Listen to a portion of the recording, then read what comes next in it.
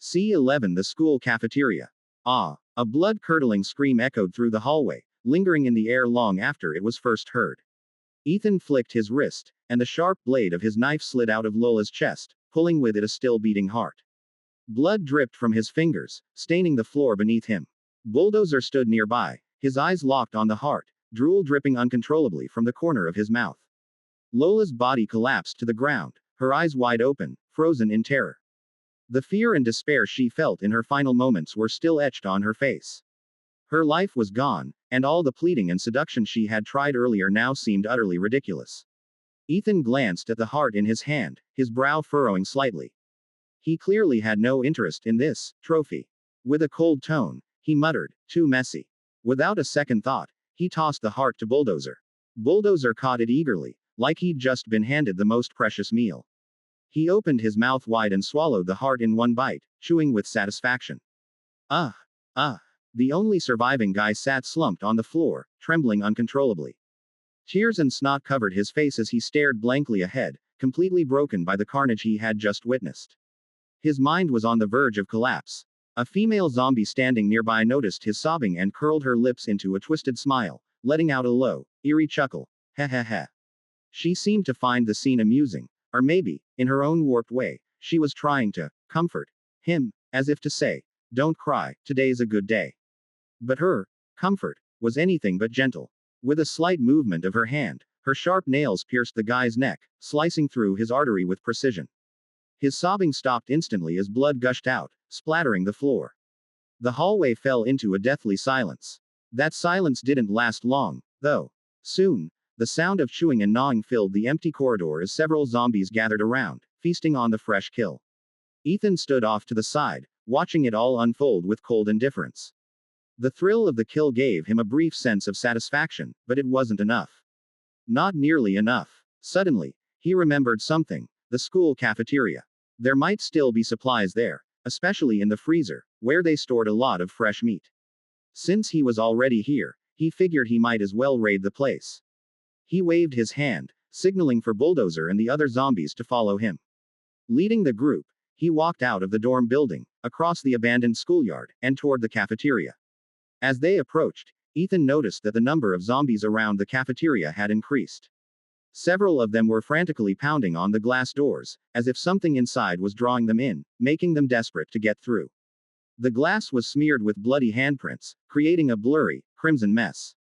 There might be survivors inside, Ethan thought to himself. But these zombies weren't exactly the brightest.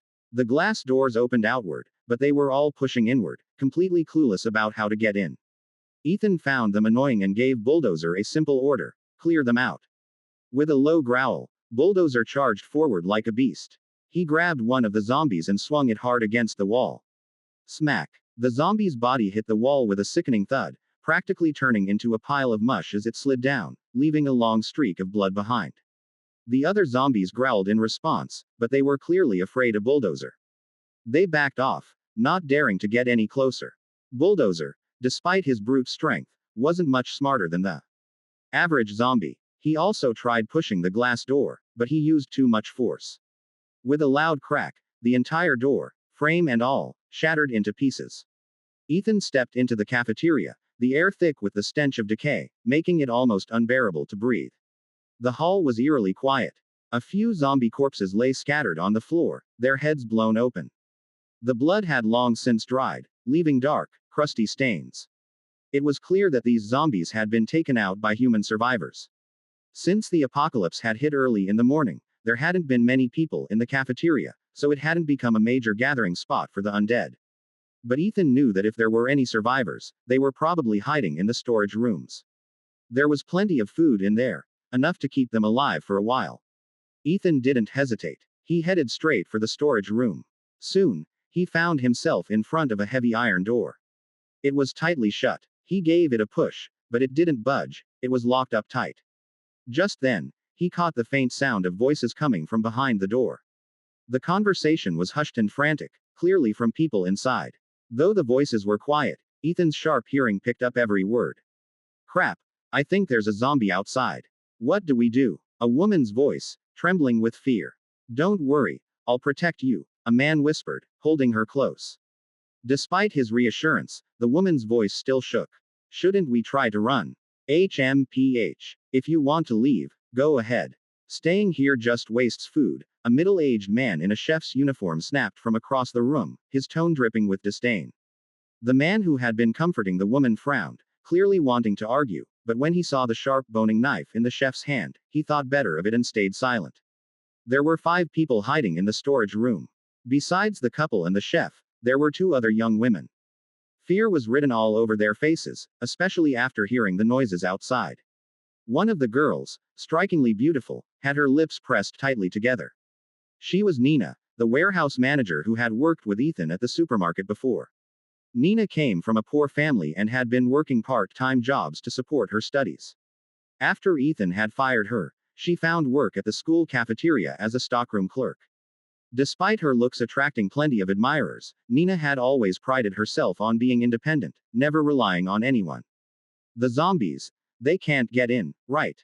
Nina asked, her voice trembling slightly. Yeah, the chef nodded, sounding confident. Those zombies are dumb as rocks. They couldn't even figure out how to open the glass doors outside, let alone this locked iron door. Hearing this, the others seemed to relax a little, thinking he had a point. But their brief moment of relief was shattered by a sudden, deafening crash. A massive dent appeared in the iron door, the outline of 5 fingers clearly visible, as if some enormous force was trying to tear it open. It was obviously Bulldozer's handiwork. He swung his huge fist again, slamming it into the door. Bang! The door shook violently, dust falling from the ceiling as another deep handprint appeared on the metal. The 5 people inside were frozen in shock. What the hell is that? Someone asked, their voice filled with terror. I don't know, maybe a mutated zombie. Another person stammered. Run. We have to get out of here. Someone screamed. Realizing the iron door wouldn't hold much longer, the group panicked and bolted toward the back of the storage room, where a narrow hallway led to a small freezer. It might be their last chance to hide. But they hadn't made it far. When Bulldozer's fist slammed into the door again. This time, with a screech of tearing metal, half the door was ripped apart. Bulldozer's massive frame squeezed through the opening, standing in the doorway like a beast ready to pounce. Oh my god. The group glanced back, and the sight of the hulking zombie sent them into a frenzy of fear. They had never seen a zombie this powerful, and terror spread through them like wildfire. At Nobleman at. The chef, still clutching his boning knife, was the first to make a run for it. He sprinted toward the freezer door, faster than anyone else. Hurry! Get inside! The zombie's coming! He shouted. But just then, a chilling laugh echoed down the dim hallway, like something straight out of a nightmare. The chef squinted and saw a thin figure darting toward them at an alarming speed. It was a female zombie, moving with the agility of a predator. At the same time, the guy from the couple had also reached the freezer door. But his girlfriend and Nina were lagging behind. Wait for me, babe. The girl cried out, panic in her voice. The guy turned to look and saw the terrifying female zombie closing in on his girlfriend. His face went pale, torn between fear and indecision. But in the end, he made his choice. Shut the door, he yelled, gritting his teeth. As the third girl made it into the freezer, the 3 of them slammed the door shut with all their strength. C12 How could a zombie pick a lock? With a loud, dull thud, the cold storage door slammed shut behind the girl, locking her out without mercy. She threw herself at the door, pounding on the cold metal with her fists in a frenzy. Open the door. Please, open the door. Her voice was filled with desperation, her cries raw and heart-wrenching. But inside, there was only silence. No response. Her fists were already going numb, the pain spreading up her arms, but it seemed like the people behind the door had completely abandoned her. A wave of indescribable pain and anger surged through her. Just minutes ago, the man who had sworn to protect her had shut the door without hesitation, as if her life meant nothing to him. Bastard. She spat through gritted teeth, her eyes burning with hatred. At that moment, a cold gust of wind hit her from behind. She whipped around, her pupils contracting in terror as fear gripped her heart. The female zombie was only about 20 feet away, its empty, crazed eyes locked on her. A twisted smile played on its lips, as if it was savoring the hunt that was about to unfold. Her heart pounded wildly, threatening to burst out of her chest. In that split second, a thought flashed through her mind. She had to survive, no matter the cost. Her eyes darted around, and then landed on Nina, who was standing nearby. Almost instinctively, She reached out and shoved Nina with all her strength, pushing her toward the zombie. Ah! Nina screamed as she lost her balance and fell hard to the ground. The zombie, like a predator pouncing on its prey, lunged at Nina in an instant. It straddled her, its hands clamping down on her wrists like iron, pinning her to the floor. Nina struggled desperately, trying to break free from the deadly grip, but her strength was nothing compared to the zombie's. Ha ha ha. The zombie let out a chilling laugh, as if it was relishing the thrill of the hunt. Its eyes gleamed with a manic excitement, as though the fresh meat it had just caught had put it in a particularly good mood. Nina was consumed by fear. She had never been this close to death. That twisted face was inches from hers, grinning madly, as if it was about to tear her apart at any moment. She squeezed her eyes shut, her mind filled with a single thought: just make it quick. She had given up fighting, resigned to the inevitable, but the pain she expected never came. Instead, the zombie suddenly released her wrists, leaping off her and lunging toward the other girl. Ah! The girl let out a blood-curdling scream as a sharp pain shot through her neck. The zombie's teeth sank deep into her skin, and blood gushed out in a torrent. Her body convulsed violently, the agony so intense that she nearly blacked out.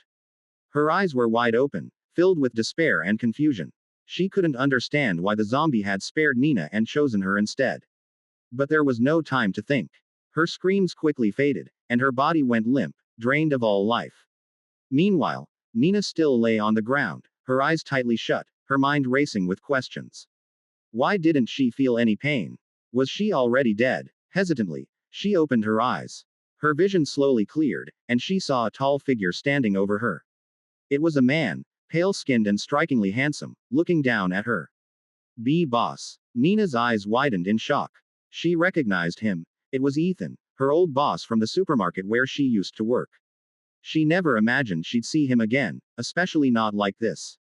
Ethan tilted his head slightly, his gaze calm as he studied her. The reason he hadn't killed Nina wasn't because of any lingering affection from their past. It was simply because he found her quick and efficient. And right now, he needed someone to clean, do laundry, and wash dishes. Killing her for food would have been a waste. Besides, he wasn't short on food at the moment. Keeping her around for now wouldn't hurt. Get up. Ethan's voice was cold and commanding. It was only then that Nina realized Ethan had become a zombie too. And standing obediently by his side was the massive bulldozer, waiting for his orders like a well-trained dog. Nina's legs felt like jelly, she could barely stand. Leaning against the wall for support, she shakily got to her feet, her heart pounding with fear and confusion. Boss, are you okay? She asked cautiously, her voice trembling. Ethan nodded, seemingly in a good mood, probably because he had just killed Lola. He glanced at Nina and suddenly asked, do you want to come back to work? Nina froze for a moment, then quickly realized what he meant. This was her chance to survive, she couldn't let it slip away.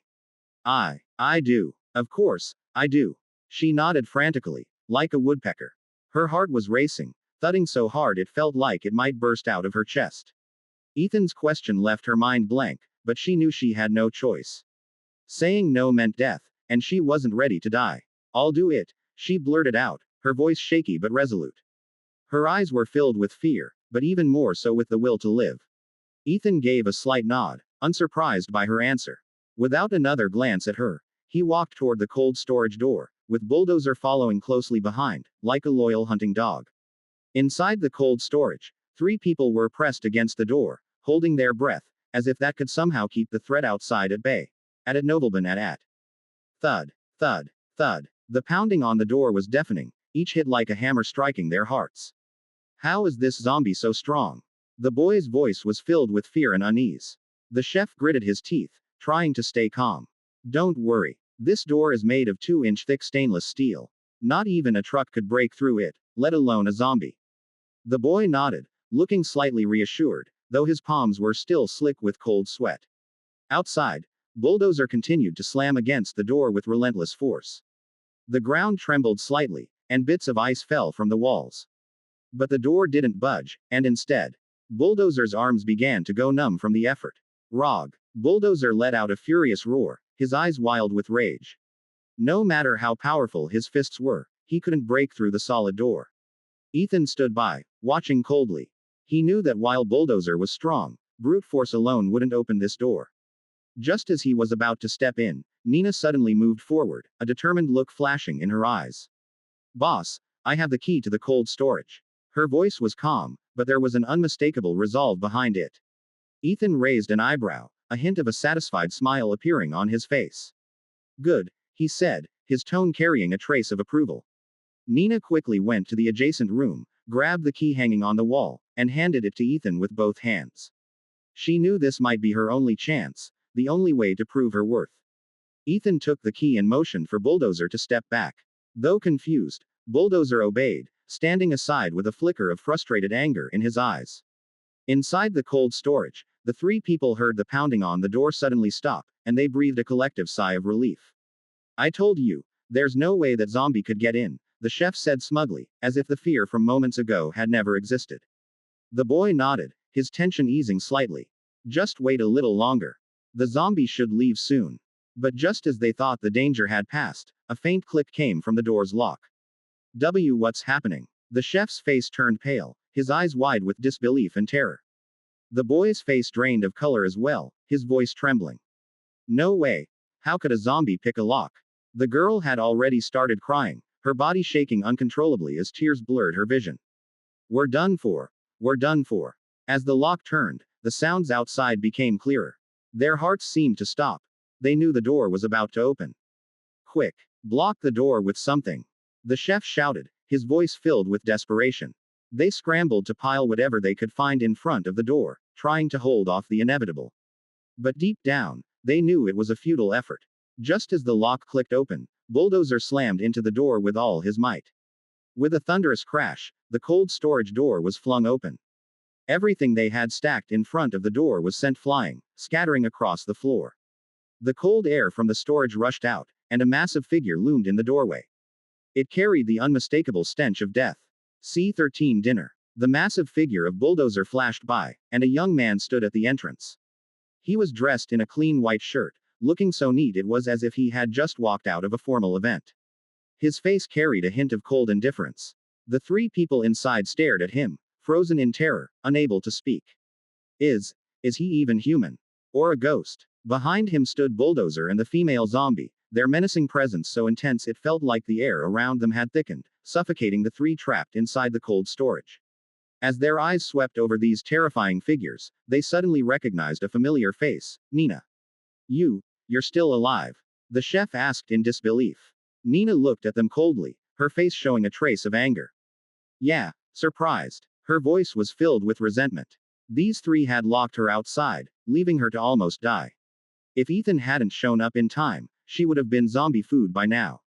At that moment, the three zombies began to slowly close in. Bulldozer was still restless, growling lowly. He held Ethan in awe. His boss had opened the door with just a small stick, effortlessly. Meanwhile, Bulldozer himself was itching to show off his strength. The female zombie had a twisted smile on her face, her pale complexion making her look even more terrifying. Please, Nina, save me. I don't want to die. I don't want to be eaten by zombies. The girl had already collapsed to her knees, sobbing uncontrollably. Her voice was filled with despair, a far cry from the cold, decisive tone she had used when she shut the door earlier.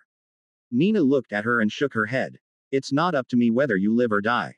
That's for my boss to decide. All three of them turned their gaze to Ethan. This clean-cut young man was actually the leader of these zombies. Please don't kill me. I'll do anything if you let me live. The girl cried, trembling as she began to unbutton her clothes, desperately trying to use her body to bargain for her life. The chef quickly chimed in. Boss, I can cook. I can make you amazing food. I even won a city cooking competition once. They all knew that relying on Ethan's mercy was a long shot. Their only hope was to prove they were still useful. Ethan glanced at the chef and said calmly, no need for all that trouble. Let's just start the meal. What? The chef's eyes widened, finally understanding what Ethan meant. Roar. The three zombies let out a vicious growl and lunged at them. Screams filled the air, but only for a few seconds. After that, the cold storage was filled with nothing but the sound of flesh being torn apart. Amidst the blood-soaked scene, Ethan remained spotless, casually strolling around the cold storage, inspecting the supplies. The place was well stocked, with everything from Angus beef, New Zealand lamb, and French breast chicken to bluefin tuna, an impressive variety, and in large quantities. With a wave of his hand, all the ingredients vanished, stored away in his spatial ring. He had nearly replenished all the supplies he had used up earlier. Ethan was quite pleased with the haul. Meanwhile, the three zombies were feasting. Bulldozer and the female zombie devoured the bodies like ravenous beasts, tearing into the flesh in a grotesque display that would make anyone sick. The PhD zombie, however, was different. He first opened up the bodies, carefully removing the organs one by one, as if conducting a dissection. Only then did he slowly consume the organs. Though the PhD zombie's actions seemed more refined compared to Bulldozer and the female zombie, they were far more unsettling. A zombie performing an autopsy, it was a chilling sight. And at that moment, the only one still alive, Nina, was doing her best to suppress the nausea rising in her throat. At Nobleman at. She was the only normal human left here, and the sight of the zombies feasting made her feel like she was about to throw up. But she quickly covered her mouth, forcing the nausea back down. She knew that Ethan had become very particular about cleanliness lately. If she threw up here and annoyed him, she might not live to see another day.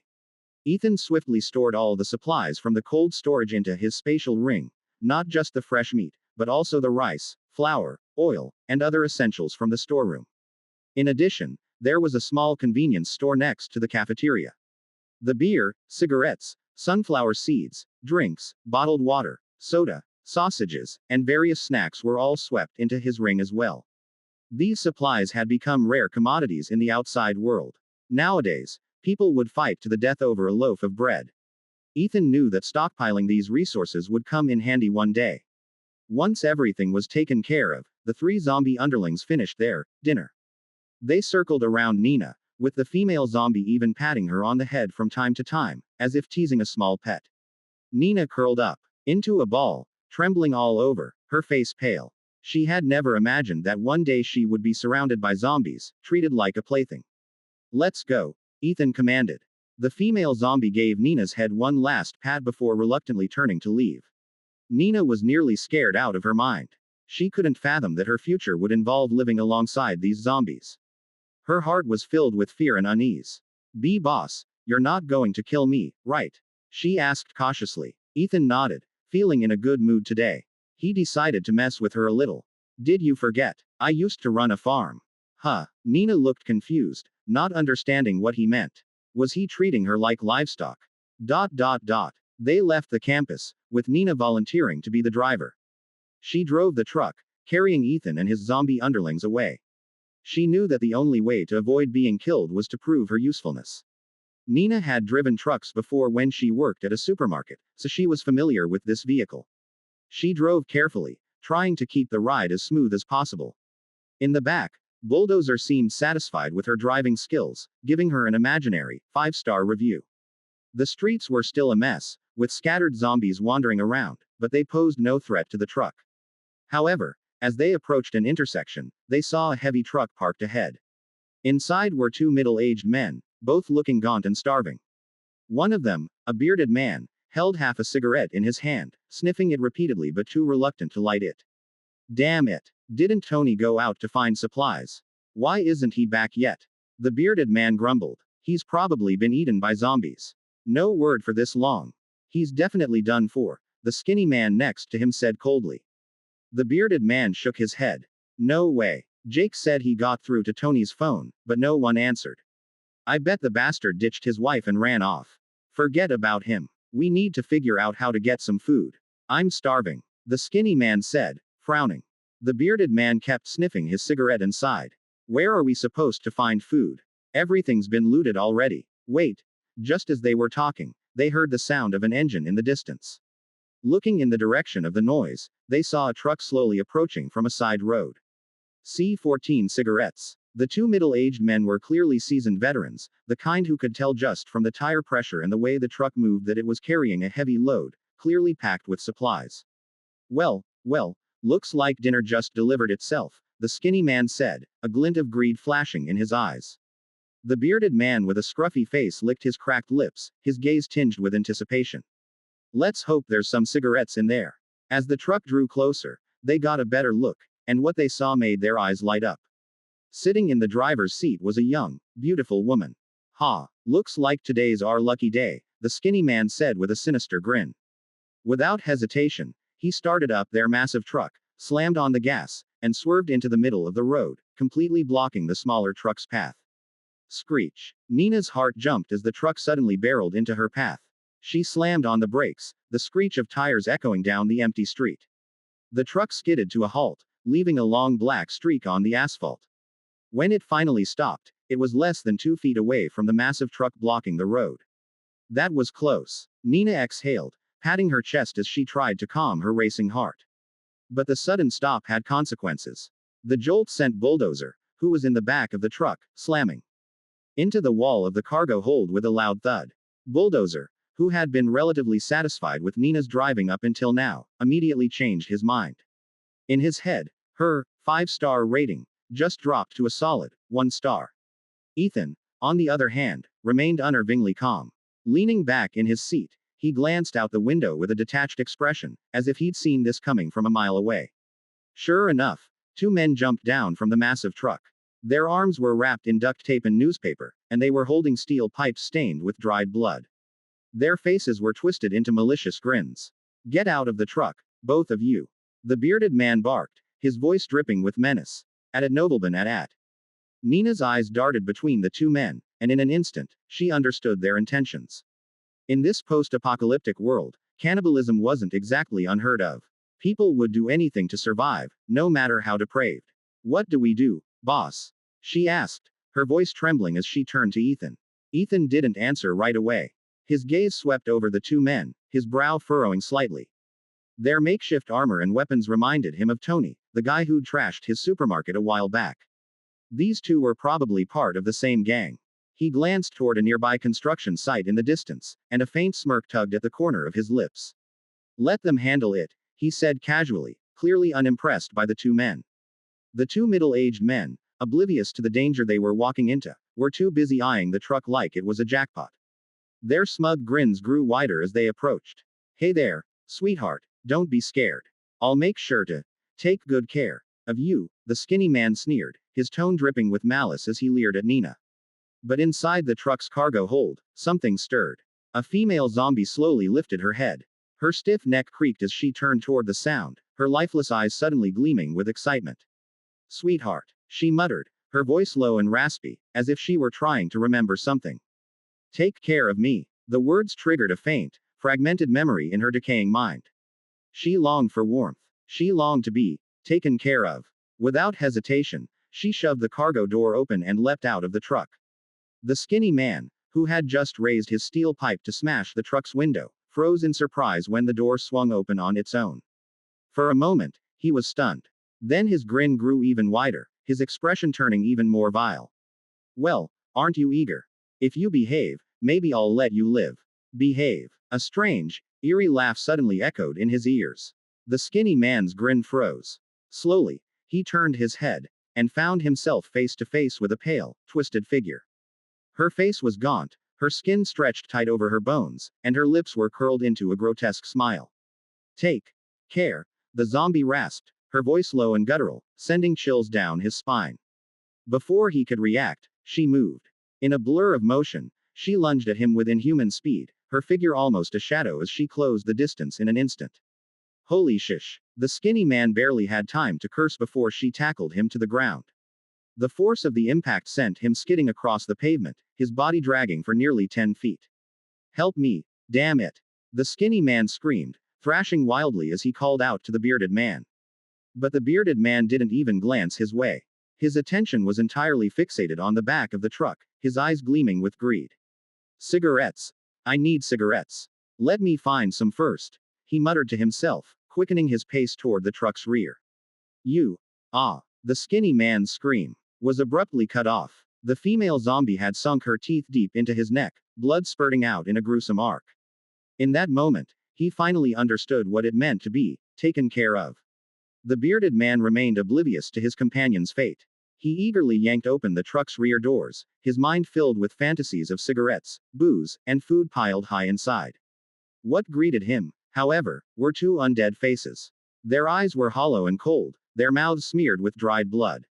The PhD zombie stood inside the truck, tilting his head slightly as he studied the bearded man with an unsettling curiosity, like a scientist examining a new specimen. His empty gaze carried a strange, chilling sense of interest that sent shivers down the man's spine. On the other hand, Bulldozer wasn't nearly as composed. His face was twisted with irritation, his eyes blazing with frustration. He was still fuming over being slammed into the truck wall earlier. In his mind, there was only one thought: this bastard is to blame. The bearded man froze, his eyes wide with terror as his body locked up like a statue. It was as if he'd been nailed to the ground. His mind went blank, unable to process the horrifying reality in front of him. Just moments ago, he'd been daydreaming about cigarettes, booze, and food. Now, that dream had been shattered. Inside the truck were two terrifying zombies. After a brief moment of stunned silence, he seemed to snap out of it. His trembling hands reached for the half-smoked cigarette tucked behind his ear. He lit it with shaky fingers, taking 2 deep drags as if the smoke could somehow calm his nerves. The cigarette smoke swirled around him, and for a fleeting moment, a faint smile of satisfaction appeared on his lips. But that satisfaction didn't last long. A pale, massive hand suddenly shot out from the truck, clamping down on his shoulder like a steel vise. The bearded man's eyes flew open in shock. Before he could even exhale the smoke from his mouth, the hand yanked him into the truck with brutal force. Bang! The truck's rear doors slammed shut. Within seconds, the street fell eerily silent. From the driver's seat, Nina glanced at the scene through the rearview mirror. She couldn't help but purse her lips and shake her head. What a mess. Just pathetic. Seriously, who's dumb enough to block my boss's truck? Her tone carried a hint of schadenfreude, but mostly it was laced with exasperation at the sheer stupidity of the two men. At that moment, Ethan finally spoke. His voice was calm and commanding, carrying an air of quiet authority. Let's go. Head to that construction site up ahead. Nina blinked, momentarily surprised, but quickly nodded. Oh, okay. She didn't ask any questions. As a loyal employee, she knew her role: go where the boss says, and don't pry into things that don't concern her. She restarted the truck, carefully steering around the abandoned vehicle blocking the road, and drove toward the construction site.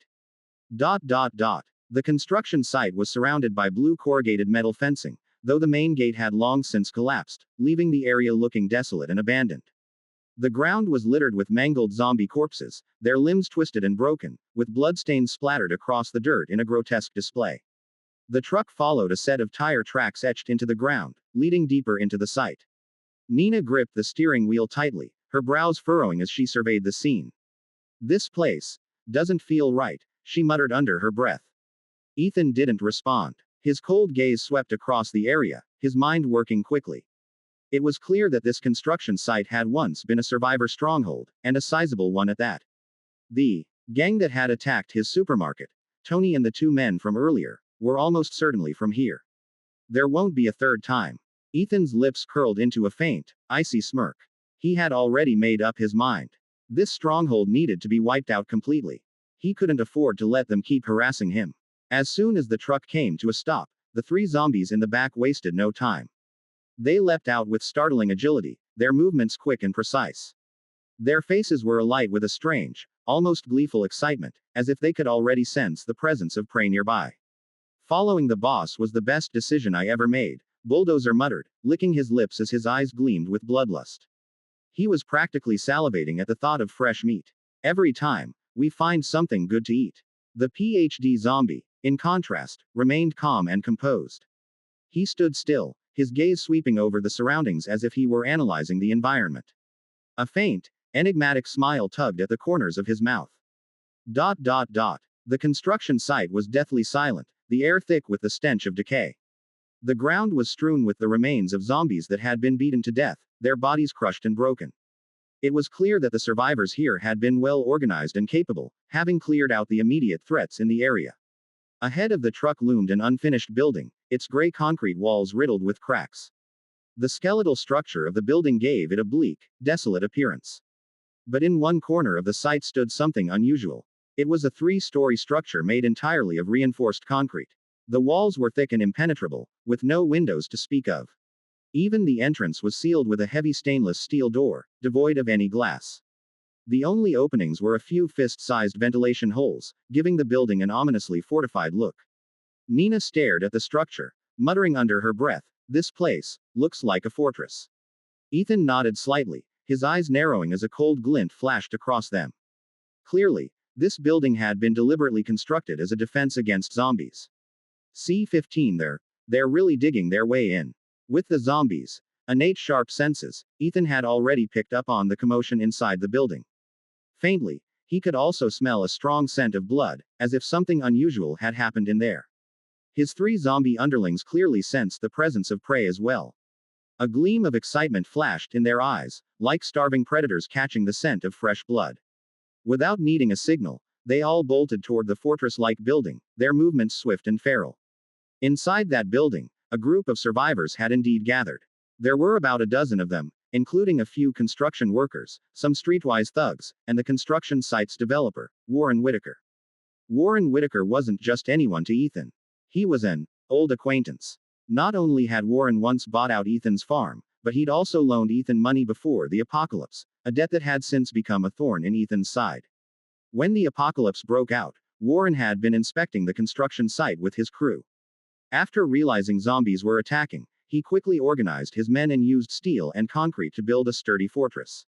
By sheer luck, they survived the initial chaos and made it this far. Now, Warren was still the leader of this fortress. He, along with his trusted right-hand man Damian Flint and a few loyal enforcers, held the fate of the survivors firmly in their hands. Warren, none of the people we sent out have come back, Damian said, frowning, his voice tinged with unease. Warren's expression darkened. He knew that while the fortress was solid, their supplies were a serious problem. The food had long run out, and everyone was so hungry their ribs were practically touching. Even walking had become a struggle. If it really comes to it, Warren muttered, hesitating, we might have to eat some human meat to get through this. But I'm not sure if it'll cause prion disease. Boss, it shouldn't, a bespectacled woman interjected. She was Warren's secretary, calm and intelligent. From my research, prion diseases only develop after a person dies. So, as long as we're eating live humans, we should be fine. Her tone was disturbingly calm, as if she were discussing something as mundane as the weather. Damian frowned at her words and suggested, Warren, why don't I take some guys out to scavenge for food? We can't just sit here starving. Warren shook his head. No, it's too dangerous out there. Relax, Warren. Back in my street fighting days, I took down 3 blocks with just a kukri in hand and didn't even blink. These zombies, they're nothing compared to real people. Warren looked up at Damian and suddenly asked, you didn't blink? Didn't your eyes get dry? Quote ellipsis quote. Damian was momentarily speechless. He'd been bragging about his combat skills, only to be completely thrown off by Warren's deadpan question. Just then, the low rumble of an engine echoed from outside. There's a car coming in. Damian's eyes lit up. Warren, it might be Tom and the others coming back. Warren perked up as well, quickly standing and heading toward the fortress's main gate. His heart was filled with hope. They might have brought back food. The fortress's gate was made of thick stainless steel, incredibly sturdy. There were a few fist-sized ventilation holes in the door, allowing for airflow and a view of the outside. Warren and Damian leaned against the holes, peering out. But what they saw wasn't Tom. It was a group of terrifying zombies. Hehehehe tilde tilde tilde. A female zombie's face suddenly appeared right in front of one of the holes. Her lips curled into a twisted grin, her eyes brimming with bloodthirsty madness. Her face was only inches away from theirs, separated by the steel door, making the sight all the more chilling. Holy shit. Warren and Damian stumbled backward in fright, nearly falling to the ground. What the hell? How are there zombies here? Don't panic, Warren, Damian said, trying to steady himself. This door is solid. They can't get in. Warren nodded, taking a deep breath to calm himself. But the next moment, a violent crash echoed through the air. Bang, bang, bang. Bulldozer swung his massive fists, hammering the steel gate with relentless force. Each punch landed like a sledgehammer, shaking the entire building to its core. The survivors inside the fortress were startled by the commotion and rushed to the gate, eager to see what was happening outside. Rarg. Bulldozer let out a deep, guttural roar. Despite his monstrous strength, the specially reinforced steel gate held firm. After a few more punches, he stopped, stepping back obediently to stand behind Ethan, waiting for his leader's next move.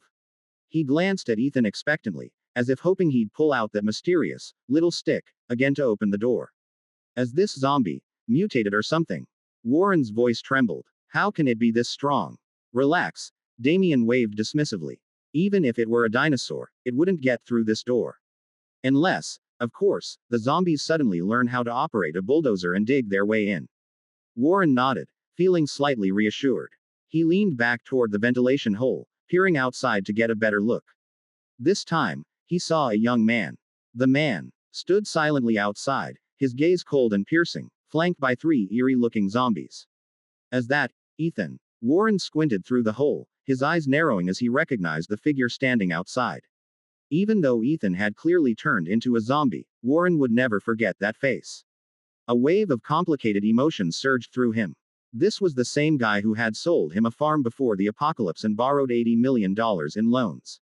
Now that the world had ended, the money was obviously gone, but the thought of that massive debt still made Warren's chest tighten with frustration. Serves you right. Turned into a zombie, huh? That's karma. Warren muttered under his breath, his tone laced with schadenfreude. Still, he couldn't help but notice that even as a zombie, Ethan somehow managed to look as clean and put together as ever. Damien, standing beside him, remained calm. Warren, forget about them. This door's solid. They're not getting in. Let them mess around out there. They'll probably give up and leave after a while. Warren nodded, thinking that made sense. He stepped away from the gate and returned to his chair, trying to relax.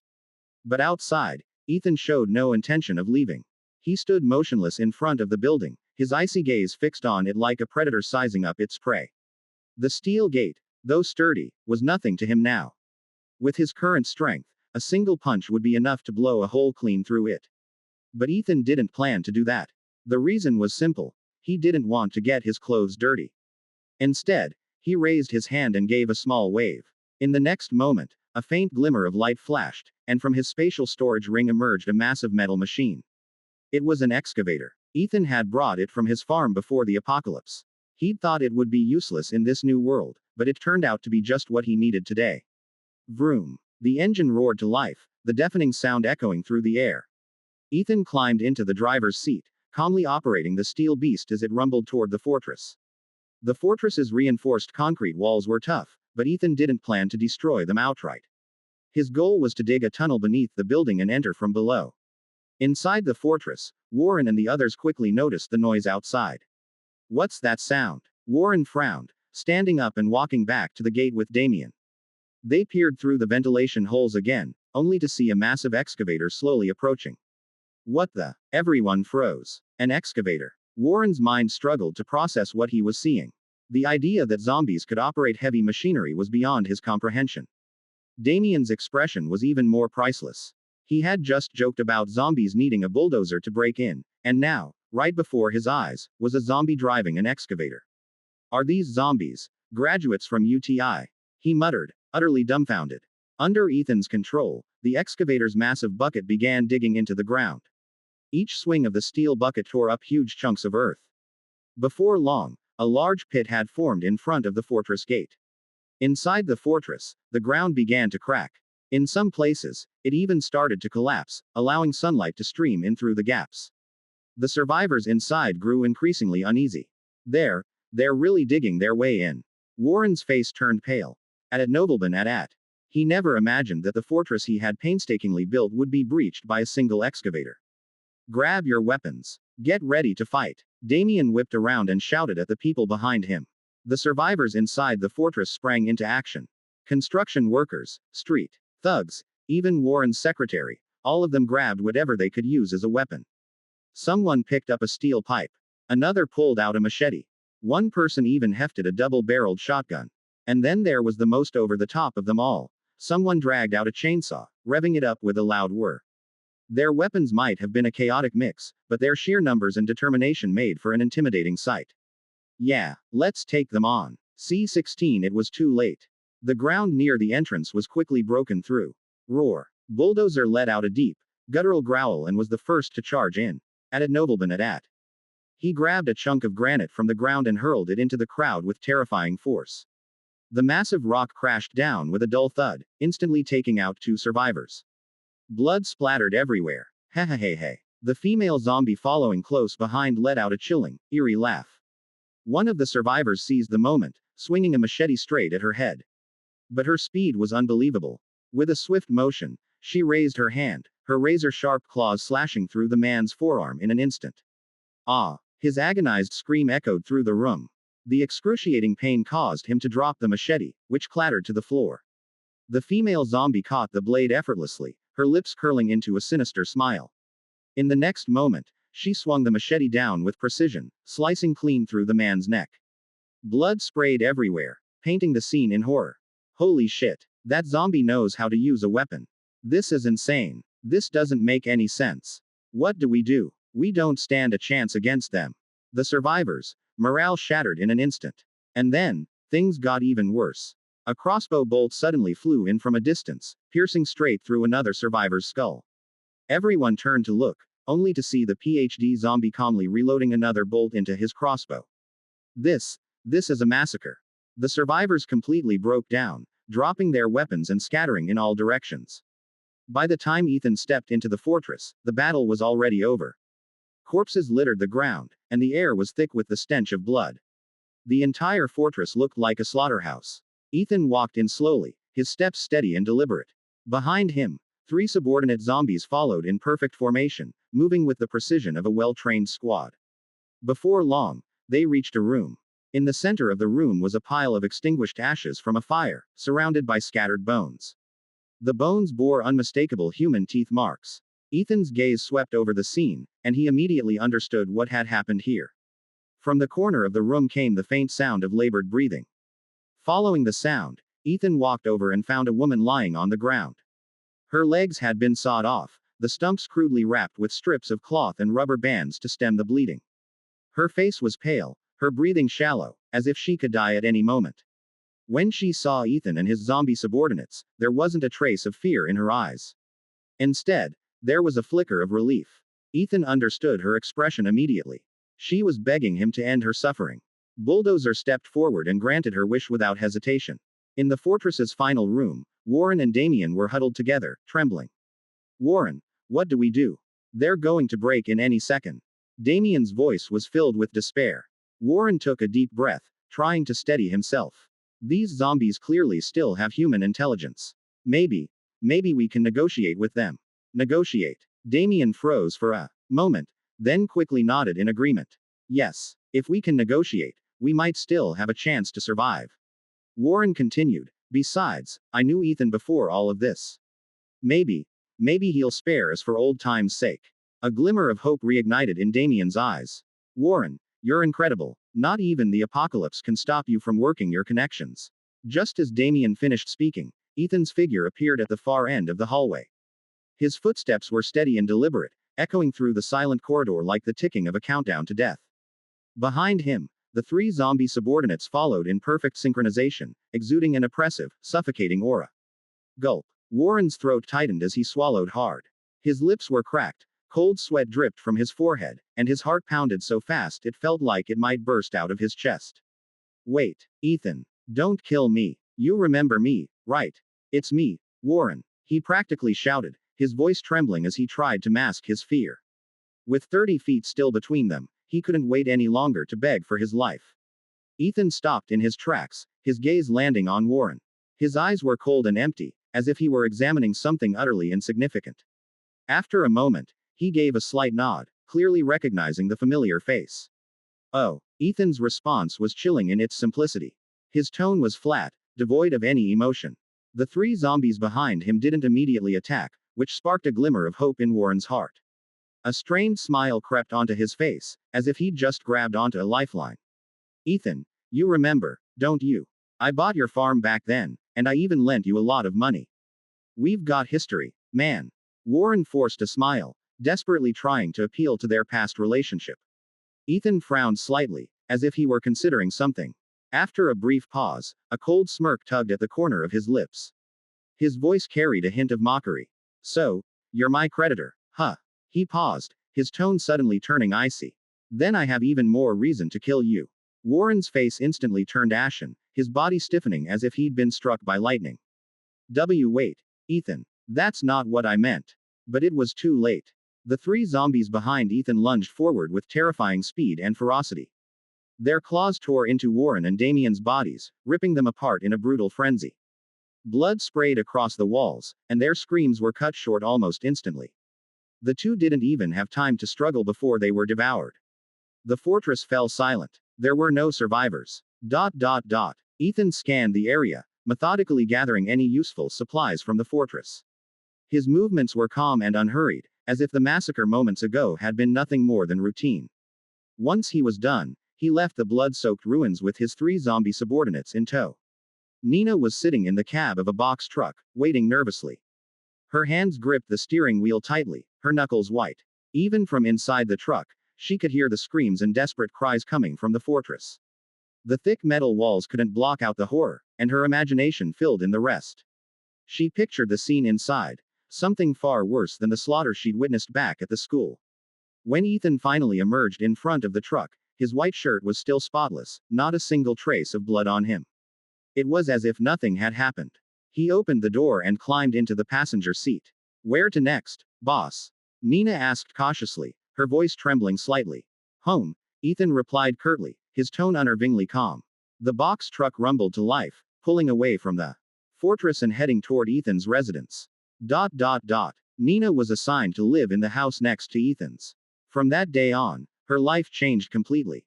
Every day, she worked tirelessly, washing Ethan's clothes, cleaning the house, doing the dishes, and scrubbing every speck of dust off the floors. She knew that even the slightest hint of laziness could mean death. But Ethan wasn't entirely unkind to her. Every day, he provided her with human food, bread, vegetables, and, on days when he was in a good mood, even frozen steak or seafood to give her a rare treat. Compared to the survivors outside, Nina gradually realized just how lucky she was. At least she didn't have to sleep in the open or worry about where her next meal would come from. As time passed, Nina slowly adapted to this new way of life. She even began to feel that surviving in this building was far safer than being out in the chaotic, dangerous world beyond. Meanwhile, Ethan's body was undergoing astonishing changes. With his massive intake of meat, his evolution was accelerating at an incredible pace. His appetite was insatiable. He consumed over 100 short tons of beef alone, not to mention countless amounts of chicken and pork. Ethan could feel his strength growing day by day. His muscles became denser, his reflexes sharper, and even his thoughts seemed clearer and more focused. Still, he wasn't entirely sure just how powerful he had become. That was, until 10 days later, when his body underwent a dramatic transformation. Deep within his skull, a crystalline core began to form, clear and radiant. At the same time, a faint crimson glow flickered in his eyes, hinting at some unknown, terrifying power. My head feels so itchy, Ethan muttered under his breath, a strange smile creeping across his face. Looks like I'm about to awaken my abilities. C-17 Doom Hunter. Ethan closed his eyes slightly, and with a single thought, an invisible force rippled outward from him, spreading across the room. The air seemed to freeze in an instant, and an eerie, oppressive energy enveloped the entire space.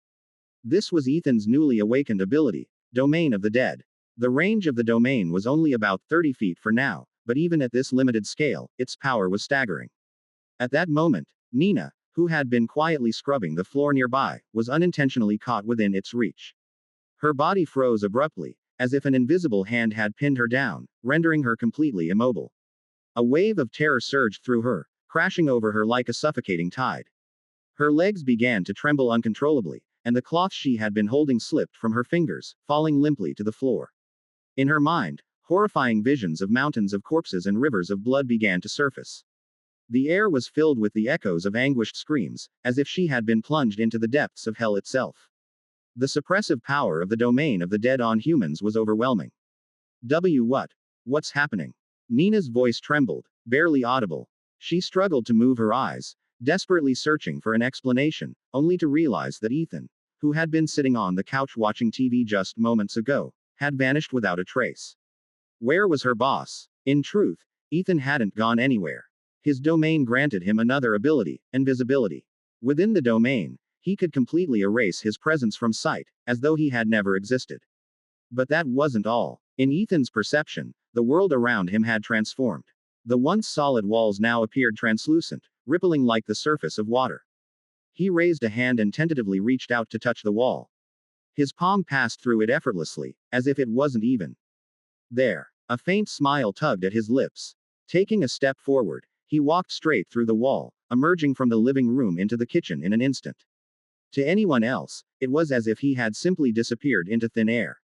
This was another feature of the domain of the dead. Ethan could ignore physical barriers entirely. He could pass through walls, objects, and even sink into the ground if he wished. If he wanted to, he could even reach into someone's chest and rip out their heart without breaking the skin. This power, it's perfect, Ethan murmured to himself, a cold smile playing on his lips. It was a power that could kill without leaving a trace, or ensure his escape in the direst of situations. It was flawless. An invisible, wall-phasing zombie king. Who could possibly stand against that? However, this ability wasn't without its drawbacks. As a spatial-type power, it consumed a tremendous amount of mental energy with each use, making it impossible to sustain for long periods.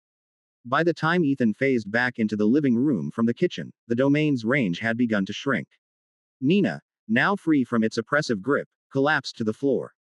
Her body went limp as she fell to her knees, gasping for air as though she had just been pulled from drowning. Her face was pale, her forehead slick with cold sweat, and she looked utterly drained. What just happened? Where did the boss go? Nina's voice was weak, her eyes wide with fear. At that moment, the kitchen door swung open, and Ethan strolled out casually, as if nothing had happened. Wah! Nina's eyes widened in disbelief. She had just seen Ethan sitting on the couch moments ago. How had he suddenly appeared in the kitchen? This was too bizarre. Boss, just now, what happened? She asked cautiously, her voice trembling slightly. Nothing, Ethan replied calmly. His speech was smooth and natural, his deep, magnetic voice indistinguishable from that of an ordinary person. Oh, Nina murmured softly, lowering her head. She didn't dare press further. She bent down to pick up the cloth she had dropped and resumed scrubbing the floor, trying to convince herself that the terrifying experience had been nothing more than her imagination. Over the past 2 weeks, Ethan's 3 zombie underlings had undergone significant changes as well. Bulldozer, for instance, had grown even larger.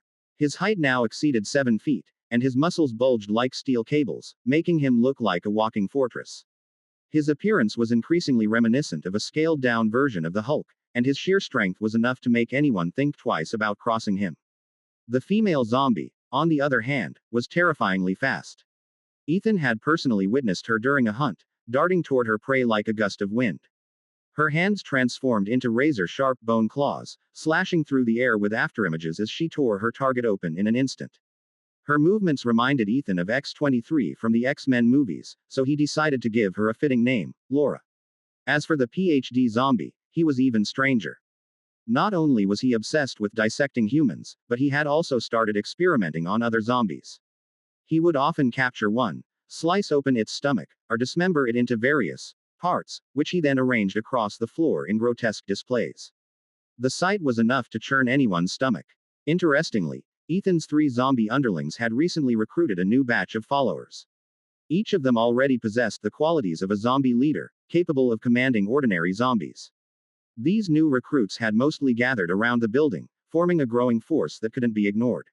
Ethan had adopted a hands-off approach, letting them roam freely and grow stronger on their own. But he had noticed something unsettling. Ordinary zombies on the streets were now running faster, their speed surpassing that of an average human. They were no longer the stiff, sluggish creatures from the early days of the apocalypse. Clearly, the zombies were evolving. A wave of zombie evolution was sweeping across the world. They were becoming stronger, faster, and more terrifying, even showing hints of an unsettling intelligence. Ethan sat on the couch, legs crossed, his fingers lightly tapping the armrest as his eyes scanned the screen of his phone. His expression was calm. What's the situation on the human side now? He muttered to himself, unlocking his phone to gather intel on the outside world. Despite the apocalypse, humanity's communication networks hadn't completely collapsed. As long as there were survivors, there was still a signal. Ethan scrolled through the news feed, skimming various updates, until one headline caught his attention. Genesis Biotech announces zombie eradication plan. Zombie eradication plan. Ethan raised an eyebrow, a faint smirk tugging at his lips. The name was familiar to him. Genesis Biotech was a multinational corporation specializing in virus and genetic research. With its immense resources and cutting-edge technology, it was practically at the pinnacle of global science. Its reputation was comparable to that of Umbrella Corporation from the Resident Evil franchise. Interesting, Ethan murmured as he clicked on the article, curious to see how this company planned to eradicate zombies. The page loaded, revealing a brief statement. We at Genesis Biotech have successfully developed a biological weapon, Doom Hunter 01, capable of effectively eliminating zombies. It has now entered mass production and will soon be deployed. Below the text was an image. Ethan's gaze fell on the picture, his eyes narrowing slightly. The so-called Doom Hunter was a massive bio-engineered humanoid. Standing nearly 10 feet tall, it wielded a colossal Gatling gun in its right hand, with a belt of ammunition coiled around its body, ready to unleash devastation at any moment. Strapped to its back was an enormous spiked warhammer, clearly designed to inflict maximum carnage. What made it even more grotesque was its head, which was covered in jagged scars, like centipedes crawling across its face. The stitched-together flesh gave it a horrifying, monstrous appearance. Ethan stared at the screen, the corner of his mouth curling into a cold smile. Not exactly a looker, is it? He muttered mockingly. Let's hope they don't come looking for trouble. Otherwise, at Nobleman at. He didn't finish the sentence, but the icy glint in his eyes spoke volumes. He continued scrolling down. Genesis Biotech had also issued another statement. We have established multiple shelters worldwide. Survivors are welcome to seek refuge, and we will do everything in our power to ensure your safety. The comments section below the announcement was already in chaos. Genesis Biotech is amazing. They're the real MVPs, holding it together even during the apocalypse. Don't trust them. Genesis Biotech's shelters aren't for protecting people, they're for capturing them as test subjects.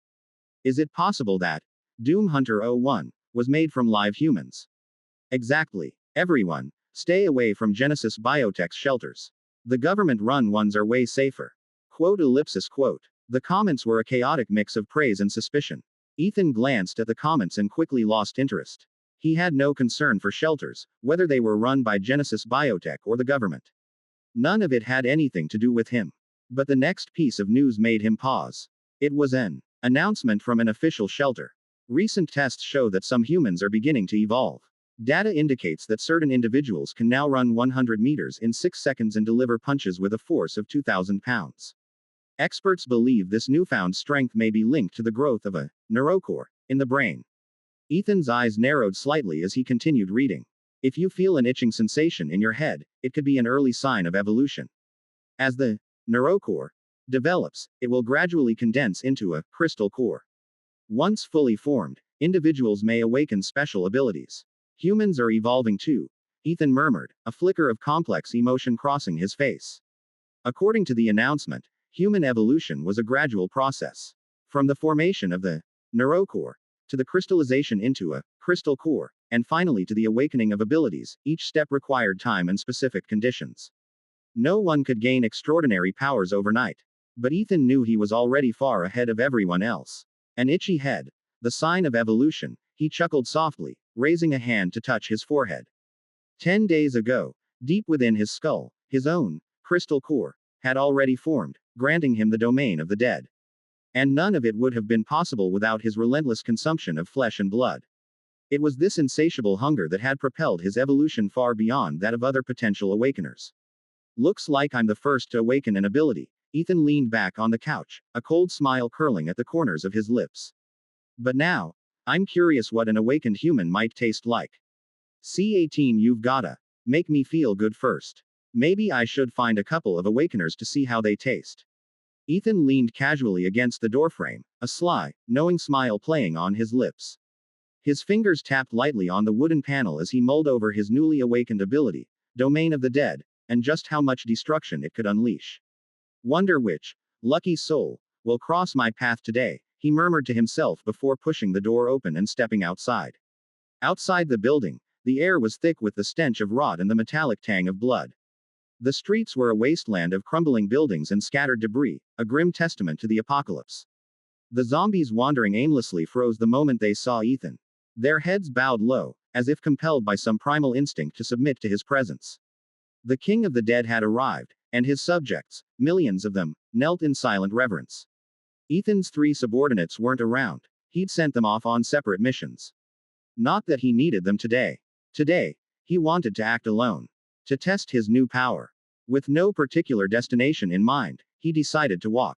His steps were unhurried, almost leisurely, as if he were simply out for a stroll. The streets were littered with shattered glass and dried blood. The walls bore the scars of past battles, their surfaces marred with dark, jagged stains. In the shadows of alleyways, moss crept up the cracks, and rats scurried about, dragging mangled fingers in their teeth. Their sharp squeals echoed briefly before they disappeared into the sewers. Everywhere he looked, there was only desolation and death. But Ethan seemed utterly at ease. His crisp white shirt remained spotless, a stark contrast to the decay around him. His calm, measured steps and indifferent expression made it seem as though none of this concerned him in the slightest. About half an hour later, he stopped abruptly. The faint scent of blood hung in the air. It wasn't the stale, cloying smell of decay, it was fresh. The scent of the living. With his heightened senses, Ethan could pinpoint its source with ease. He turned his head, his gaze landing on a dilapidated gate by the side of the road. The faded lettering on the rusted sign above it was barely legible. Zoo. The place had an eerie vibe. Inside, there was no sign of zombies. Not even corpses. Only dark, dried bloodstains smeared across the ground, like a silent warning. It was clear this place had become the territory of something else.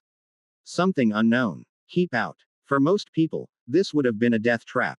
But Ethan wasn't most people. He pushed the gate open and stepped inside. The zoo was unnervingly quiet. The wind rustled through the leaves, the only sound breaking the oppressive silence. The cages that once held animals were now empty, their iron bars streaked with dried blood. Tufts of fur and gnawed bones littered the ground, grim reminders of what had happened here. Whatever had been here before was long gone, devoured by something far more dangerous. Ethan walked on, eventually reaching what appeared to be the zookeeper's quarters. The building's doors and windows were sealed shut, reinforced with welded steel bars. Whoever had done this had clearly been desperate to keep something, or someone, out. Though the place seemed lifeless, Ethan's sharp hearing picked up faint, uneven breathing from inside. Humans. A faint smirk tugged at the corner of his lips, but he didn't approach just yet. Instead, his attention shifted to the distance, where two figures were making their way toward him. The pair were men. One was short and stocky, his rough, pockmarked face resembling the surface of the moon. The other was tall and lanky, dressed in a wrinkled, ill-fitting suit that gave him the air of a washed-up office worker. There was something unsettling about him, a cold, calculating sharpness in his demeanor. Their appearance made it clear, they weren't zoo staff. Ethan narrowed his eyes, carefully observing the two men. Their steps were steady and deliberate, their movements brimming with strength. Their vitality was palpable. These weren't ordinary people. Awakeners. Ethan speculated silently, a flicker of excitement flashing in his gaze. His fingers idly stroked his chin as he considered whether to crack open their skulls and see what secrets lay inside. At the same time, the two men noticed the sealed-off building. They exchanged a glance, their lips curling into knowing smirks. "Hey, looks like we've got some survivors here," the tall, lanky man said in a low voice, a hint of excitement creeping into his tone. The short, stocky man nodded, his face twisting into a grotesque grin. "Oh, this is gonna be fun. Let's hope there's a little surprise waiting for us inside." "There will be," the tall man replied, licking his lips as a glint of greed flashed in his eyes. "I remember the zookeeper here. She was a real looker." Their conversation was casual, unrestrained, dripping with malice and arrogance. It was clear they were awakeners, emboldened by their powers in this lawless, post-apocalyptic world. The collapse of society had turned them into predators, scavenging for supplies, hunting survivors, especially women. Whenever they found their prey, they didn't hesitate to exploit, torment, and destroy. To them, it was all just a game. "Don't rush it," the tall man said with a cold smirk. "Let's trick them into opening the door first." The stocky man nodded, his expression one of practiced ease. This wasn't their first time pulling a stunt like this, it was routine, almost boring. "Leave it to me." The stocky man thumped his chest confidently before stepping forward. He raised his hand and knocked lightly on the steel door, his voice suddenly soft and warm, laced with feigned concern. "Hello. Is anyone in there? We're awakeners from the official rescue team, here to help survivors." Inside, the oppressive silence was broken. "Official rescue team." A faint voice came from behind the door, trembling with barely contained hope. "Finally. Someone's here to save us." Another voice chimed in, this one quivering with emotion. Inside the building, 4 people were hiding. 3 young female zookeepers and an elderly security guard. The guard clutched an old hunting rifle, its barrel loaded with tranquilizer darts, once used to subdue wild animals, now their only means of defense. "Shish. Keep your voices down. The guard hissed, his face etched with caution. Don't forget, there are monsters out there. And what if they're lying?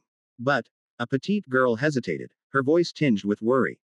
What if they really are from the rescue team? If we don't open the door, we might miss our only chance. I did hear that the official shelters sent out awakener squads to rescue survivors, another girl added, her tone uncertain. Still, the guard frowned deeply, his unease evident.